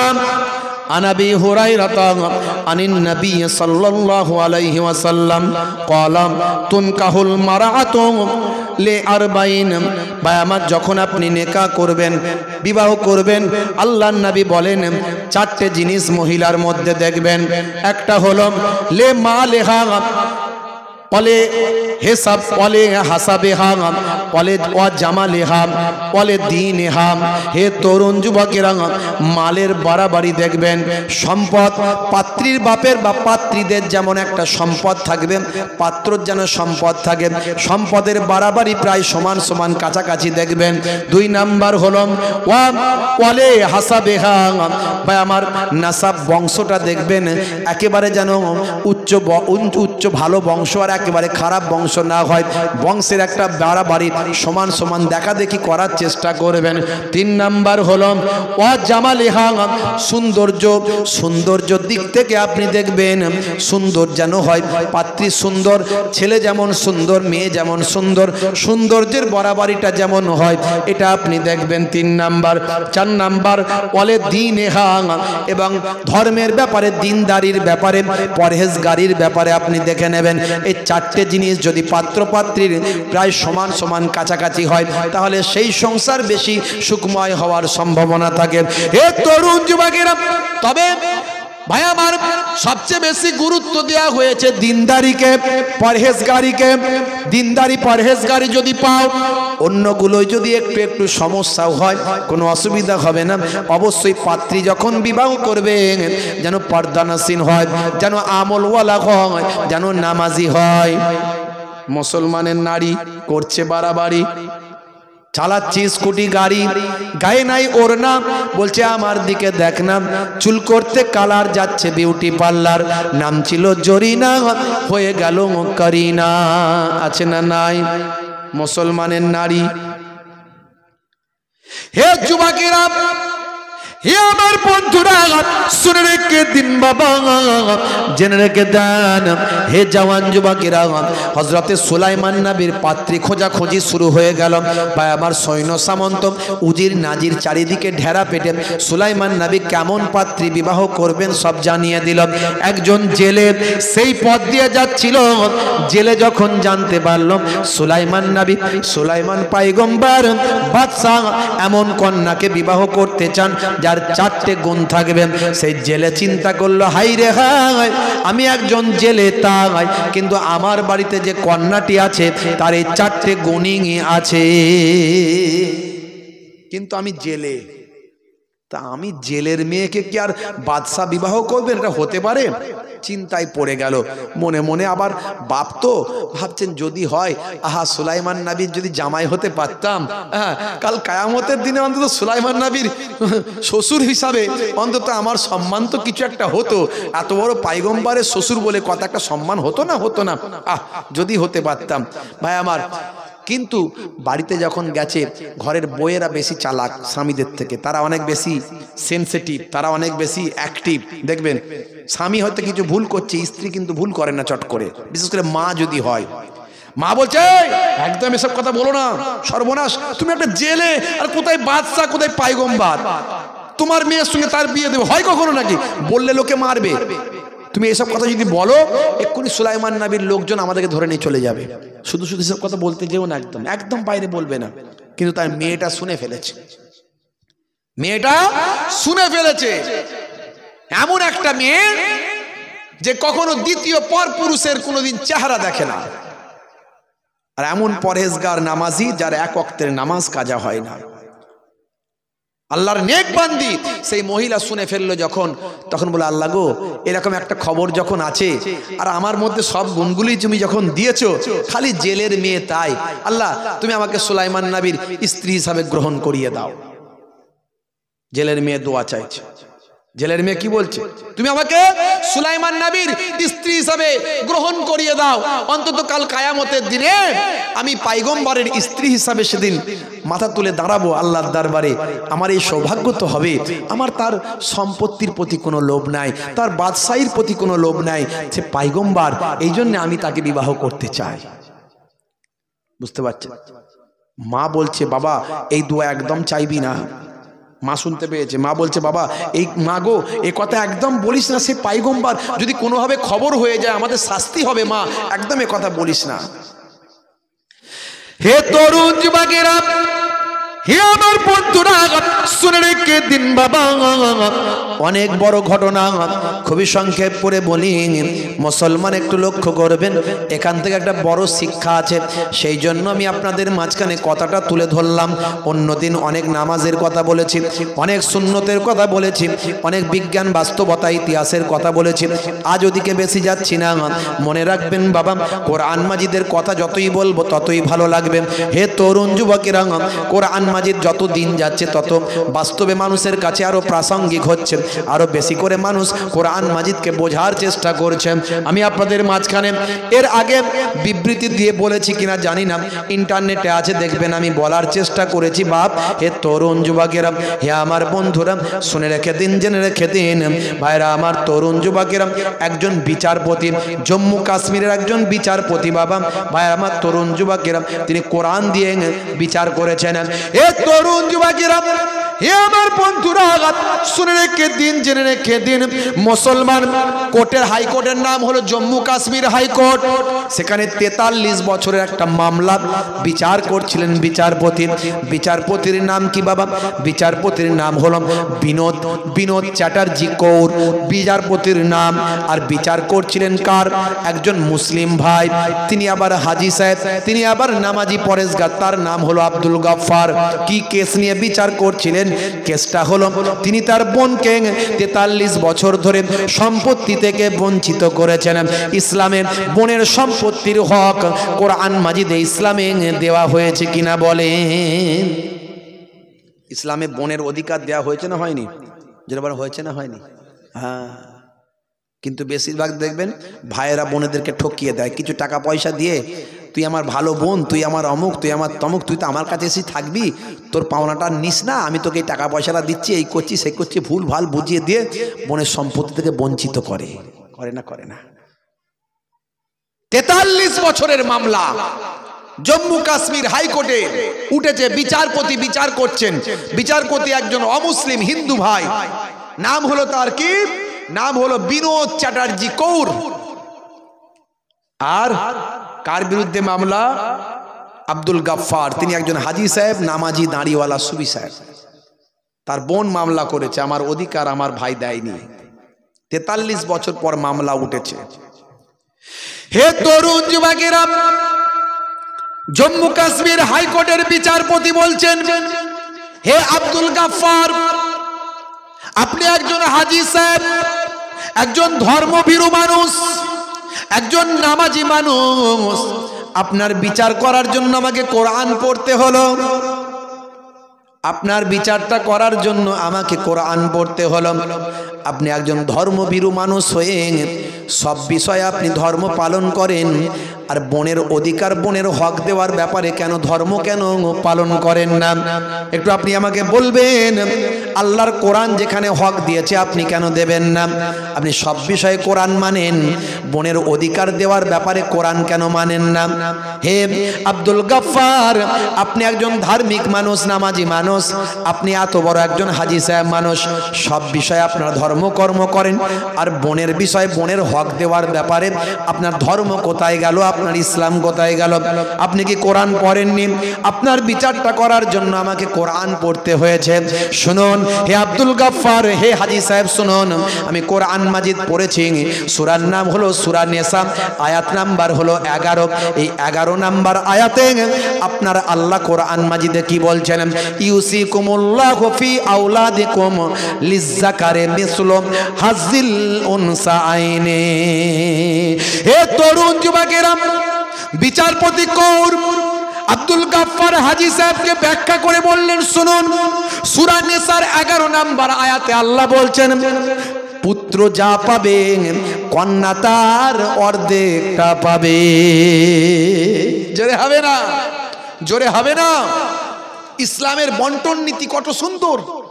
আপনি বলবেন কন্যা অর্ধেক কেন পাবে? কারণ কন্যা তার শ্বশুর বাড়িতে গিয়ে সেখান থেকেও ভাগ পাবে, আর পুত্র আর কোথায় শ্বশুর বাড়ি থেকে পাবে না।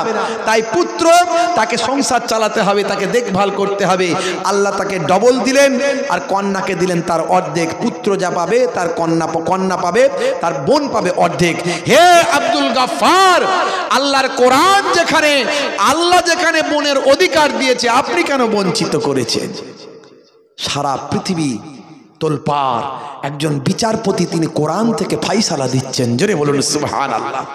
মুসলমান, আজও দেখতে পাওয়া যায় হাজারো মানুষ তারা মহিলাদের, কন্যাদের, বোনেদের অধিকার থেকে বঞ্চিত করে। হে তরুণ যুবকেরা, আল্লাহর কোরআনের নির্দেশকে অমান্য করছেন। মনে রাখবেন, আপনি নামাজি, দাঁড়িওয়ালা, পরেশগার, খোদা ভীরু মানুষ, কিন্তু ঈমানকে মজবুত করুন, আমলকে ঢেকে রাখুন। আপনার ঈমান আমল না বরবাদ হয়ে যায়, এর উপর আমার আলোচনা। মুসলমান শুনুন, হে জওয়ান যুবকেরা, হে আমার বন্ধুরা, শুনে রেখে দিন, জেনে রেখে দিন, এমন সময় সুলাইমান নবীর ভাই আমার কন্যা খোঁজা, পাত্রী খোঁজা হচ্ছে। ওই জেলের বাড়ির মেয়েটা লুকিয়ে একটা পত্র লিখে সুলাইমান নবীর কাছে পাঠিয়ে দিয়েছেন। এ তরুণ যুবকেরা, এমন সময় কয়েকদিন পরে বাদশা সুলাইমান নবী পয়গম্বর তিনি আবার সভাসদদের ডাকলেন, এসো, চলে এসো। আচ্ছা বলো, তোমরা কোথাও কি আমার পছন্দ মতো পাত্রী পেলে? আমি যে 4টে শর্ত দিয়েছিলাম, 4টে শর্তওয়ালা কি পাত্রী পাওয়া গেল? সকলে বলল, হুজুর গুস্তাখি মাফ করবেন, বেয়াদবি ক্ষমা করবেন, অনেক খোঁজাখুঁজি করলাম, 4টে শর্ত কোনো পাত্রীর সঙ্গে মেলে না। সেই সময় একজন বলল, হুজুর বেয়াদবি নেবেন না, একটা চিঠি পেয়েছি হুজুর, যদি অনুমতি দেন একটু পড়ব। সেই সময় সুলাইমান নবীর নির্দেশে ওই চিঠিটা পড়া হলো। ওই চিঠিটা লেখা আছে, হুজুর আমার মধ্যে 4টে গুণ আছে, আপনি যে 4টে জিনিস চেয়েছেন, আমানতদারি, পরহেজগারি, দিনদারি আর সুন্দরী, এই 4টে গুণ আমার মধ্যে আছে, এই 4টে গুণ আমার মধ্যে আছে, আপনি আমাকে বিবাহ করতে পারেন, আপনাকে আমি স্বামী হিসাবে পেলে নিজেকে ধন্য হব। কিন্তু হুজুর আমি একজন জেলের কন্যা। সুলাইমান নবী বলল, এতক্ষণ তো সব ঠিক ছিল, জেলের কন্যা, এ জেলের কন্যা আমি বাদশার স্ত্রী হতে পারে কখনো? কাগজটা নিয়ে সুলাইমান নবী ছিঁড়ে দিলেন। বুঝতে পারছেন? ছিঁড়ে দিলেন। হে তরুণ যুবকেরা, আমার আল্লাহ নারাজ হয়ে গেলেন। সুলাইমান নবীর এই কাজটা আল্লাহ পছন্দ করলেন না। মুসা কালিমুল্লাহকে জিজ্ঞাসা করা হয়েছিল, হে নবী মুসা কালিমুল্লাহ, এই জামানার সবচেয়ে জ্ঞানী মানুষকে? মুসা নবী বললেন, এই জামানায় আমি তো সবচেয়ে বড় নবী, আমার থেকে জ্ঞানী মানুষ আর কে হতে পারে? আমার আল্লাহর পছন্দ হলো না কথাটা। আমার আল্লাহ বললেন, হে নবী মুসা, মাজমুআতুল বাহরাইনে চলে যাও, 2 সমুদ্রের মিলন স্থলে চলে যাও, এই মোহনায় চলে যাও। 2 সমুদ্রের মিলন স্থান, এটাকে বলা হয় মাজমুআতুল বাহরাইন।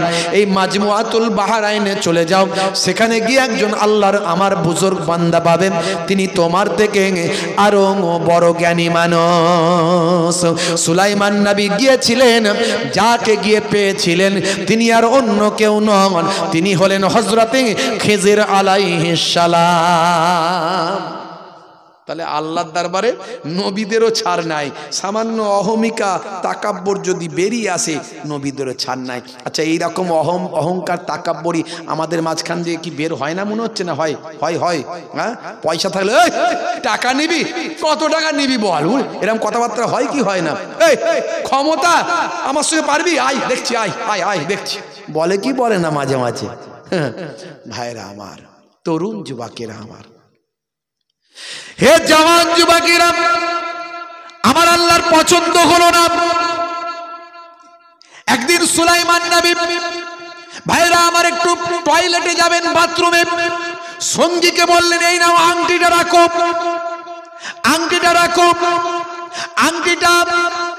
এমন সময় সঙ্গীর হাতে দিয়ে একটু টয়লেটে গেছেন, বাথরুমে গেছেন, আর ওই লক্ষ্য রেখেছিল বদমাইশ জিন। সঙ্গে সঙ্গে ভাই আমার, জিন এবং ফারিস্তারা যে কোনো সময় যে কোনো রূপ ধারণ করতে পারে, তবে মনে রাখবেন কোনো শয়তান, কোনো জিন আমার নবীর সুরাত ধরতে পারবে না। আমার নবীকে আল্লাহ স্পেশাল বানিয়েছিলেন, ইমামুল আম্বিয়া বানিয়েছিলেন, আমার নবীর সুরাত কেউ কখনো ধরতে পারে না ভাই আমার। কিন্তু বদমাইশ জিনটি সুলাইমান নবীর চেহারা ধরে নিল, ধরে নিয়ে সেই ব্যক্তিকে এসে বলল, দাও দাও তাড়াতাড়ি আমার আংটিটা দাও। সুলাইমান নবী এসেছে মনে করে সেই সঙ্গী আংটিটা দিয়ে দিল। দেওয়ার পরই বলল, শোনো, বড় একটা ভয়ঙ্কর খবর আমার কাছে আছে, সবাইকে জানিয়ে দাও, সৈন্যদের বলে দাও, সঙ্গী সাথীদের সবাইকে জানিয়ে দাও যে রাজ্যে একজন নকল সুলাইমান বেরিয়েছে, সে আমার ক্ষমতা গ্রহণ করতে চায়, আমার ক্ষমতা নিয়ে নিতে চায়। যদি সে এইভাবে আবার আমার এই সিংহাসনের দিকে লোভ করে, আমার ক্ষমতা কাঁড়ার জন্য এখানে আসে, আমি খবর পেয়েছি, তাকে তোমরা মেরে ধরে সমুদ্রের কিনারায় ফেলে দিয়ে চলে আসবে। হে তরুণ যুবকেরা, একথা খবর যখন জানতে পারলো, কিছু সময় পরে অরিজিনাল সুলাইমান নবী এসে বললেন, কই বাবা আবার আংটিটা দাও। বলে, আবার আংটি কিসের, আপনি কে? বলে, আমি সুলাইমান। ও বুঝতে পেরেছি নকল সুলাইমান আপনি বেরিয়েছেন। ভাইরা আমার, অরিজিনাল সুলাইমানকে ভুল বুঝে তাকে সকলে মিলে সুলাইমান নবীকে আঘাত করলো, মারধর করলো। সুলাইমান নবীকে রক্তাক্ত করে সমুদ্রের কিনারায় ফেলে দিয়ে চলে আসলো।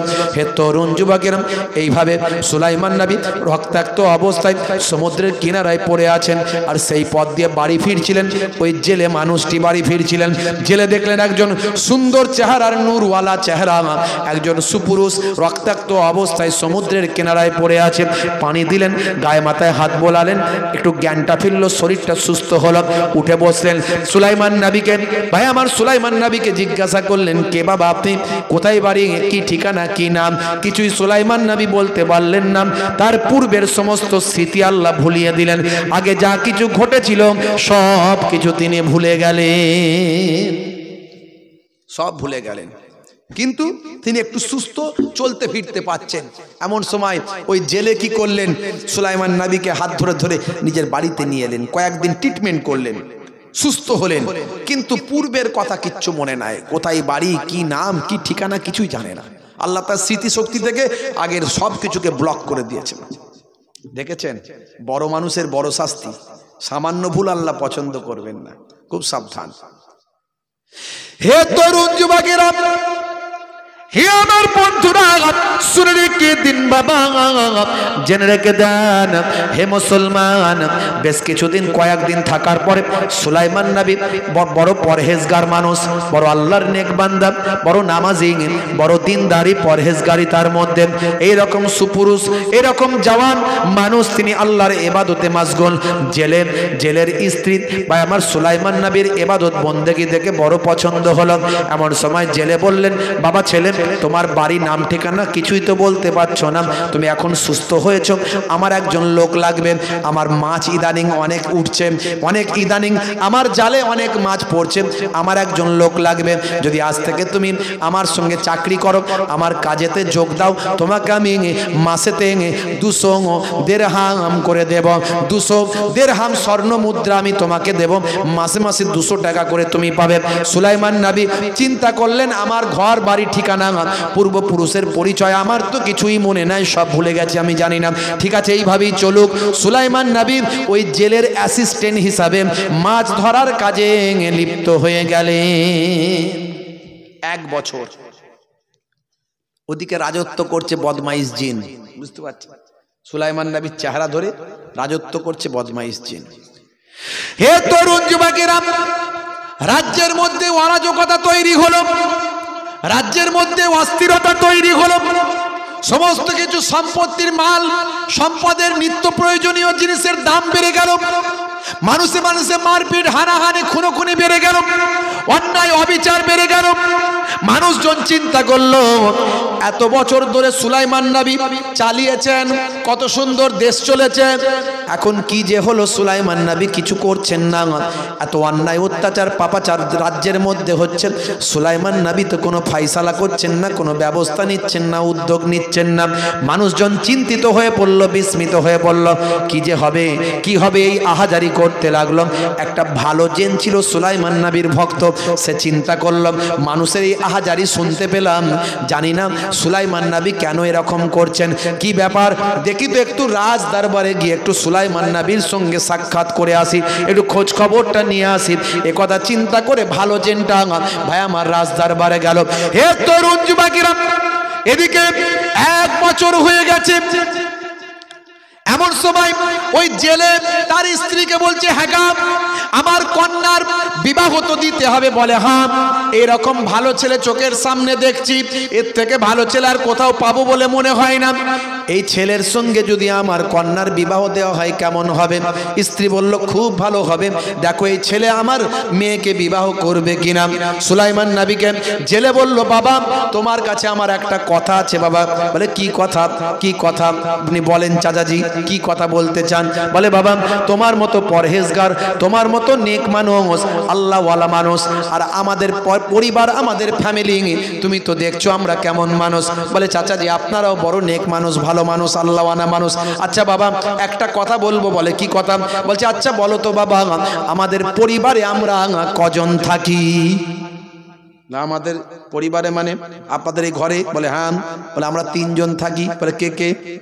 বলে আমি থাকি, আর আপনারা 2 চাচা চাচি 2 জন মিলে স্বামী স্ত্রী থাকেন 3 জন। বলে না না না, হে বাবা ছেলে শুনে রেখে দাও, আর একজন আমার বাড়িতে আছেন, সে আর অন্য কেউ নয়, আমার কন্যা, যার চেহারা আজ পর্যন্ত দ্বিতীয় কোনো পর পুরুষ দেখে না, যার আমানতদারি, পরহেজগারি, ইবাদত, সুন্দরী, সব কিছু গুণে সে তার গুণান্বিত, তার গুণ সব দিক থেকে এই রকম একটা সুন্দরী, আমানতদারি, পরহেজগারি একটা কন্যা আমার ঘরে আছে। তার বিবাহে দেওয়ার বয়স হয়েছে, আমি তোমার সঙ্গে বিবাহ দিতে চাই। হে ছেলে তোমাকে বড় আমার ভালো লেগেছে, তুমি কি আমার কন্যাকে বিবাহ করতে চাও?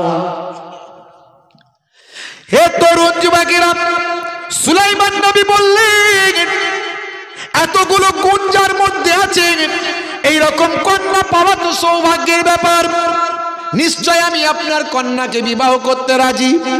ভাইরা আমার, তরুণ যুবকেরা 100 স্বর্ণ মুদ্রা দিয়ে জেলে বললেন যাও বাবা ছেলে, তুমি যাও বাজার থেকে বিবাহের পোশাক আশাক যা কিছু লাগে সব কিনে নিয়ে আসো। বিবাহ হয়ে গেল, শাদী বিয়ে হয়ে গেল। হে তরুণ যুবকেরা, হে আমার মুরব্বী আনিনাম, নতুন জামাইকে নিয়ে জামাই শ্বশুর আবার 2 জন মিলে মাছ ধরতে গেলেন। ওদিকে ভাই আমার ভালো জেনটা দরবারে গিয়ে দেখেন সর্বনাশ, সুলাইমান নবীর সিংহাসনে সুলাইমান নবী সেজে যে বসে আছে সে একটা শয়তান জিন। এমন সময় ভালো জিনটা শক্তিশালী ছিল, শয়তান জিনকে তাড়া করলো। সর্বনাশ, এই বিয়াদব, তুই সুলাইমান নবীর পোশাক ড্রেস পরে সুলাইমান নবীর চেহারা ধরে সেই আংটি চুরি করে তুই বসে আছিস। ভাই আমার বদমাইশ জিনটা ধরা পড়ে যাওয়ার ভয়ে ছুটতে শুরু করলো, উড়ে উড়ে চলতে লাগলো।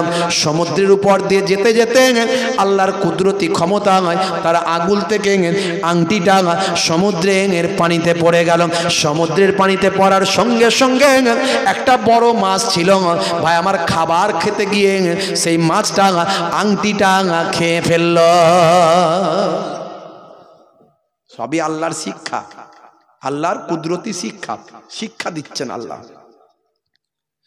হে তরুণ যুবকেরা, হে আমার বন্ধুরা, শুনে রেখে দিন বাবা, জেনে রেখে দেন। এমন সময় জামাই শ্বশুর আবার মাছ ধরতে গেলেন। নতুন বিবাহের পরে সুলাইমান নবীর সঙ্গে শ্বশুরের সঙ্গে মাছ ধরতে গেলেন। আজকে মাছ অন্য দিনের থেকে আরো বেশি পড়ল। এত মাছ পড়ল, শ্বশুর অবাক হয়ে গেলেন।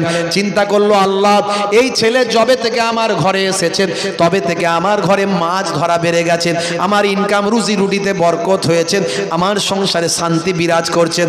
আজকে বিবাহ হওয়ার পরে আরো বেশি মাছ আমার নৌকায় উঠেছে, আমার জালে আরো বেশি মাছ উঠেছে।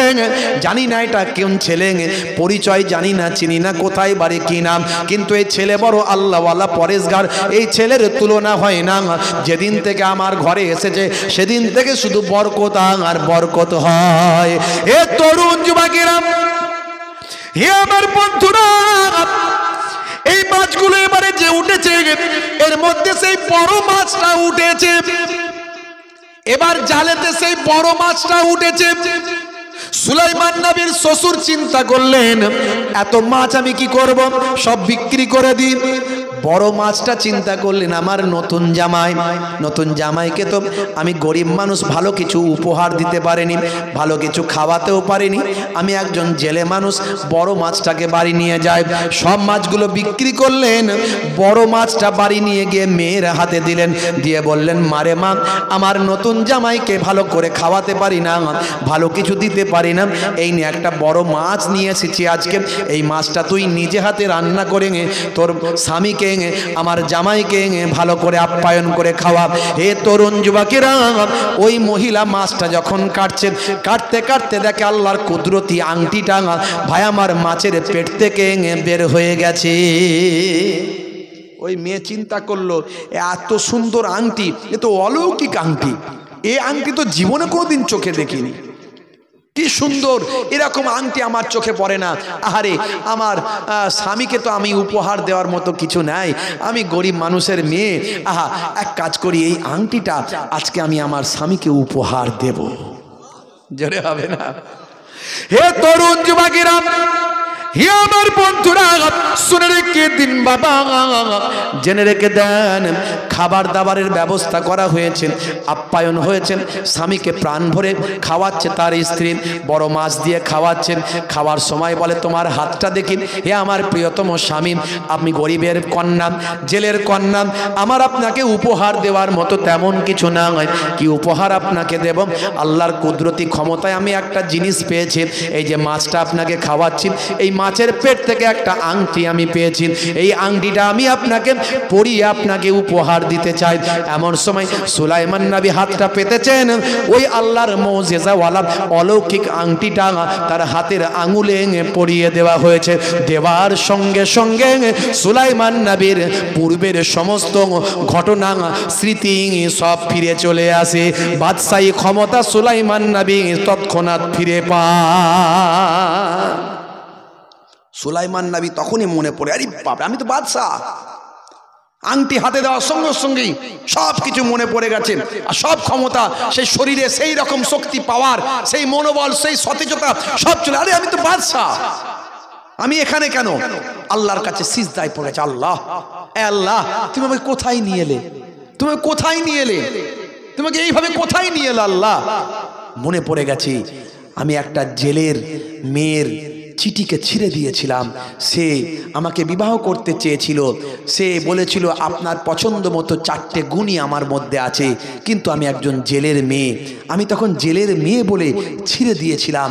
আহারে, সেই ছিঁড়ে দেওয়াটা আমার আল্লাহ পছন্দ করেননি। আমাকে ওই জেলের মেয়ে দোয়া চেয়েছিল, আল্লাহ, হয় তুমি সুলাইমান নবীকে এই ধনী অবস্থায় আমাকে তার সঙ্গে বিবাহ করিয়ে দাও, আর না হলে সেটা যদি না হয় তাকে গরিব বানিয়ে আমার সঙ্গে বিবাহ দাও। আরে সেই মহিলা বলেছিল, সেই মহিলার দোয়া কবুল করে আল্লাহ আমাকে জেলের বাড়িতে গরিব অবস্থায় পাঠিয়ে জেলের মেয়েকে আমার স্ত্রী হিসাবে বরণ করিয়ে দিয়েছেন। ভাই আমার, সুলাইমান নবী আল্লাহর দরবারে সিজদায় পড়ে গেলেন, স্ত্রীকে নিয়ে রাজ দরবারে গেলেন। আবার সমস্ত মানুষ চিনতে পারলো, সুলাইমান নবী আবার বাদশাহী শুরু করলেন। ভাইরা আমার, এইখান থেকে আমার আলোচনায় এটাই উঠে এলো, কোন রকম অহমিকা, সামান্য তাকাব্বর আমাদের জীবনকে বদলে দিতে পারে। আমার আপনাকে আল্লাহ রাব্বুল আলামিন ধ্বংস করে দিতে পারেন, নবীদের পর্যন্ত ছাড় দেননি। বন্ধুরা আমার, তরুণ যুবকেরা আমার, আপনার ইবাদত, আপনার নামাজ, আপনার তেলাওয়াত, আপনার জিকির, আপনার ফিকির যতটা আছে, যেন সেটা নষ্ট না হয়ে যায়, এটা বেশি বেশি মাথায় রাখবেন। সঞ্চয় যা করবেন করবেন, যেটা সঞ্চয় করেছেন সেটা যেন বরবাদ না হয়, এটা আগে ভাববেন। মুসলমান, আপনাদের কাছে আমার আজকের এটুকুই আলোচনা, আর লম্বা চওড়া নয়। বিদায় নেব, ঠান্ডার রাত, অনেক কথা, অনেক আলোচনা ছিল, লম্বা চওড়া নয়। একটা ওয়াকিয়ার মাধ্যমে আমি দুটো কথা আলোচনা করলাম, একটা কোরআনের দলিল দিয়ে আপনাদের মাঝখানে বোঝানোর চেষ্টা করলাম। কোরআন সত্য, আল্লাহ সত্য, রাসূল সত্য। সেই আল্লাহ রাব্বুল আলামিনকে আপনি মন প্রাণ দিয়ে বিশ্বাস করুন, আল্লাহর নির্দেশনাগুলো মানুন, কোরআন মাজিদকে বিশ্বাস করুন, কোরআন মাজিদ পড়ার চেষ্টা করুন, কোরআন মাজিদের তাফসীরগুলো পড়ুন, আর রাসূলের সুন্নতকে ফলো করুন, দয়ার নবীকে ভালোবাসুন, সব কিছুর থেকে বেশি দয়ার নবীকে ভালোবাসুন। দয়ার নবীকে আপনাকে আমাকে চিনিয়েছেন আমার আপনার মুজাদ্দিদুজ জামান পীর আবু বকর সিদ্দিক রাহমাতুল্লাহ আলাইহি। তিনি সমস্ত মাসলা মাসাইল কিভাবে হবে, যেখানে যেখানে ডাউট আছে, বিতর্ক আছে, যেখানে যেখানে পরিষ্কার নাই, সেগুলোকে আপনারা আমার কাছে ব্যাখ্যা করে পরিষ্কার করে দিয়েছেন, এবং নবী প্রেম, আল্লাহ প্রেম কেমন হবে সব শিখিয়ে দিয়েছেন। সে মুজাদ্দুজ জামানের ছাতার তলায় থেকে সুন্দরভাবে আমরা যেন জীবনযাপন করতে পারি। যে বসিরার আল্লামা হুজুর ভাই মুজাদ্দুজ জামানের হাতে হাত দিয়ে দাস্তে বায়াত ছিলেন, মইজুদ্দিন হামিদি সাহেব হুজুর, নেসারউদ্দিন আহমদ সাহেব হুজুর, ডক্টর মোহাম্মদ শহীদুল্লাহ হুজুর, আব্দুল মাহবুদ সাহেব হুজুর, ভাইরা আমার, পীরনগরী হুজুর, যত আপনার 5 হুজুর, যত আল্লাহর ওলি বান্দারা মুজাদ্দুজ জামানকে ভাই আমার বট গাছ মনে করে, ছাতা মনে করে তার নিচে আশ্রয় নিয়ে তার মাসালাগুলো, তার ব্যাখ্যাগুলো গ্রহণ করেছিলেন। মুজাদ্দুজ্জামান যেমন তেমন আলেম ছিলেন না। শুধু 6টা হাদিসের, আমরা সব যত বক্তা আলেম মাওলানা সব 6টা হাদিস পড়েছে, 86টা হাদিস, 6টা হাদিসে পড়ে তার সানাদ পেয়েছে। আর মুজাদ্দুজ্জামান 6টা হাদিস তো বটেই, মদিনা শরীফ থেকে 40টা হাদিস শেষ করে তার সানাদ নিয়ে হিন্দুস্তানের জমিনে এসেছিলেন। কত বড় আলেম, যাকে অনুসরণ করেছিলেন হজরতে আল্লামা বড় মাওলানা আল্লামা রুহুল আমিন সাহেব রহমাতুল্লাহ আলাইহি থেকে শুরু করে বঙ্গের বড় বড় আলেম নিসারউদ্দিন আহমদ হুজুর, মইজুদ্দিন হামিদি হুজুর, ভাই আমার আব্দুল মাহবুব সাহেব হুজুর, ভাই আমার যিনি ফার্সিতে একজন পণ্ডিত ছিলেন, এইরকম বড় বড় পণ্ডিত আল্লাহর ওলি বান্দারা তার অনুসরণ করেছেন। সেই মুজাদ্দুজ্জামানের দেখানো পথে যেন চলতে পারি, তার ব্যাখ্যাগুলো গ্রহণ করতে পারি। আখেরি জামানায় কত ধরনের মাওলানা বেরোচ্ছে, শুনলে মাথা খারাপ হয়ে যাবে। আমার কাছে অনেকগুলো আছে, বুঝতে পারছেন ভাইরা আমার, তরুণ যুবকেরা আমার, কতগুলো শোনাবো, এক ধার থেকে শোনালে অনেকগুলো শোনাতে পারি। আজ আমি শোনাবো না, আর একটা শোনালাম, আরও অনেকের আগে শুনিয়েছি। ভাইরা আমার, আখেরি জামানা, কোনো দিকে কান নাক দেবেন না, চোখ দেবেন না, যে যা বলছে বলুক গে যাক। যদি কোনো বিতর্কিত বক্তব্য চলে আসে, ওই ওয়াজটা শোনার দরকার নাই, শুনলেও ওই কথাটাকে বিশ্বাস করবেন না। কারণ আমরা মুজাদ্দুজ্জামানকে বিশ্বাস করি, আমরা বসিরহাট আল্লামা হুজুরকে বিশ্বাস করি, আমরা পীরনগরী হুজুরকে বিশ্বাস করি, 5 হুজুর কেবলাকে বিশ্বাস করি। আমরা সেই আকীদার উপর চলবো। আমাদের হক সিলসিলা, কোরআন হাদিসের বিরুদ্ধে একটা কথাও, ফুরফুরা সিলসিলায় যে দাদা হুজুর কেবলা যা বলে গেছেন, এই সিলসিলায় একটাও কোরআন হাদিসের বিরুদ্ধে কথা নয়। আখেরি জামানায় অনেক ফিতনা চলছে, ই ওর বিরুদ্ধে, ও ওর বিরুদ্ধে, এ ওকে বলছে বাজে কথা, ওকে বলতে বাজে কথা, এক বক্তা আর এক বক্তাকে কটূক্তি করছে, এক মাওলানা আর এক মাওলানার বিরুদ্ধে বলছে, এমনকি গালমন্দও দিয়ে দিচ্ছে। খুব সাবধান, এই গালমন্দ যেটা দিল সেটাও যদি আপনি বলেন, তাহলে আপনারও দেওয়া হলো, আপনার মুখ থেকেও খারাপ কথাটা উচ্চারণ হলো। কে কোন গালমন্দ দিয়েছে, কে কি কটু বাক্য বলেছে, আপনি চায়ের দোকানে একজন অন্যজনকে শোনাচ্ছেন, আপনি গীবতের হকদার হয়ে যাচ্ছেন, গীবতের হকদার হয়ে যাচ্ছেন। কে কি করছে সে আল্লাহর দরবারে জবাব দেবে, আল্লাহর দরবারে জাররা জাররা পরিমাণ হিসাব হবে। কাউকে আল্লাহ ছাড়বেন না, যত বড়ই মাওলানা হোক, হুজুর হোক, পীর সাহেব হোক, মুফতি সাহেব হোক, হাজি সাহেব, গাজী সাহেব হোক, কাউকে আল্লাহ ছাড়বেন না। নাফসের গোলামি করে ফেললে আল্লাহ ছাড়বে না। নবীদের ছাড়েননি, নবীদের ছাড়েননি। আর আমি আপনি কোথাকারের কে, কত বড় হুজুর, কত বড় পীর সাহেব হয়েছে। ভাইরা আমার, তরুণ যুবকেরা আমার, আল্লাহ যাকে ঘাড় ধরে তুলবে তাকে কেউ ঠ্যাং ধরে নামাতে পারবে না। কাউকে ভোট দিয়ে কিছু হবে না, ভোট দিয়ে পীর সাহেব বানানো যাবে না। পীর, ওলি, আউলিয়া এগুলো আল্লাহর দেওয়ার জিনিস। আর এই হুজুরের ছেলেই হুজুর হবে, পীর সাহেব হবে, এটাও কোরআন হাদিসে কোথাও পাওয়া যাবে না। আপনার ঘরের ছেলেটাকে আল্লাহ হুজুর বানাতে পারে, পীর বানাতে পারে, ওলি বানাতে পারে। ওসব বাজে কথা রাখেন, এসব কথা নিয়ে গীবত শেখায় চগলখড়ি করবেন না বাপ। এই কথাগুলো নিয়ে বাজারে বাজারে আলোচনা করবেন না। যে করছে সে করুক, যারা করছে তারা জানে, জেনে শুনে করছে, বুঝতে পারছেন। মানুষ যখন আত্মকেন্দ্রিক হয়ে যায়, একটা মোহের মধ্যে চলে যায়, তখন সবকিছু ভুলে যায়, সবকিছু ভুলে যায়। আপনি ভুলবেন না। আপনি দাদা হুজুর পীর কেবলাকে দেখুন। আমি মোহেবুল্লাহ হুসাইনি ছোট হুজুরের নাতি, পীরনগরী হুজুরের পোতা। আমি কি করলাম দেখার দরকার নেই। আমি যদি ভালো কাজ করি, যদি আপনার মনে হয় কোরআন হাদিসের পক্ষে আছি, দাদা হুজুর কেবলার নীতি আদর্শের পক্ষে আছি, আপনি সম্মান করবেন, ভালোবাসবেন। আর যদি দেখেন যে না বিপক্ষে আছি, আমার কাছ থেকে সরে যান, আমার কাছে আসবেন না, মিটে গেল ঝামেলা। এগুলো নিয়ে দ্বন্দ্ব, দলবাজি এসব করে ধ্বংসপ্রাপ্ত হয়ে যাব আমরা। আল্লাহ আমাদের হেফাজত করেন, বলু আল্লাহুম্মা আমিন, বলু আল্লাহুম্মা আমিন। এই রকম করে অনেক ধ্বংস হয়ে গেছে, অনেক কম বরবাদ হয়ে গেছে।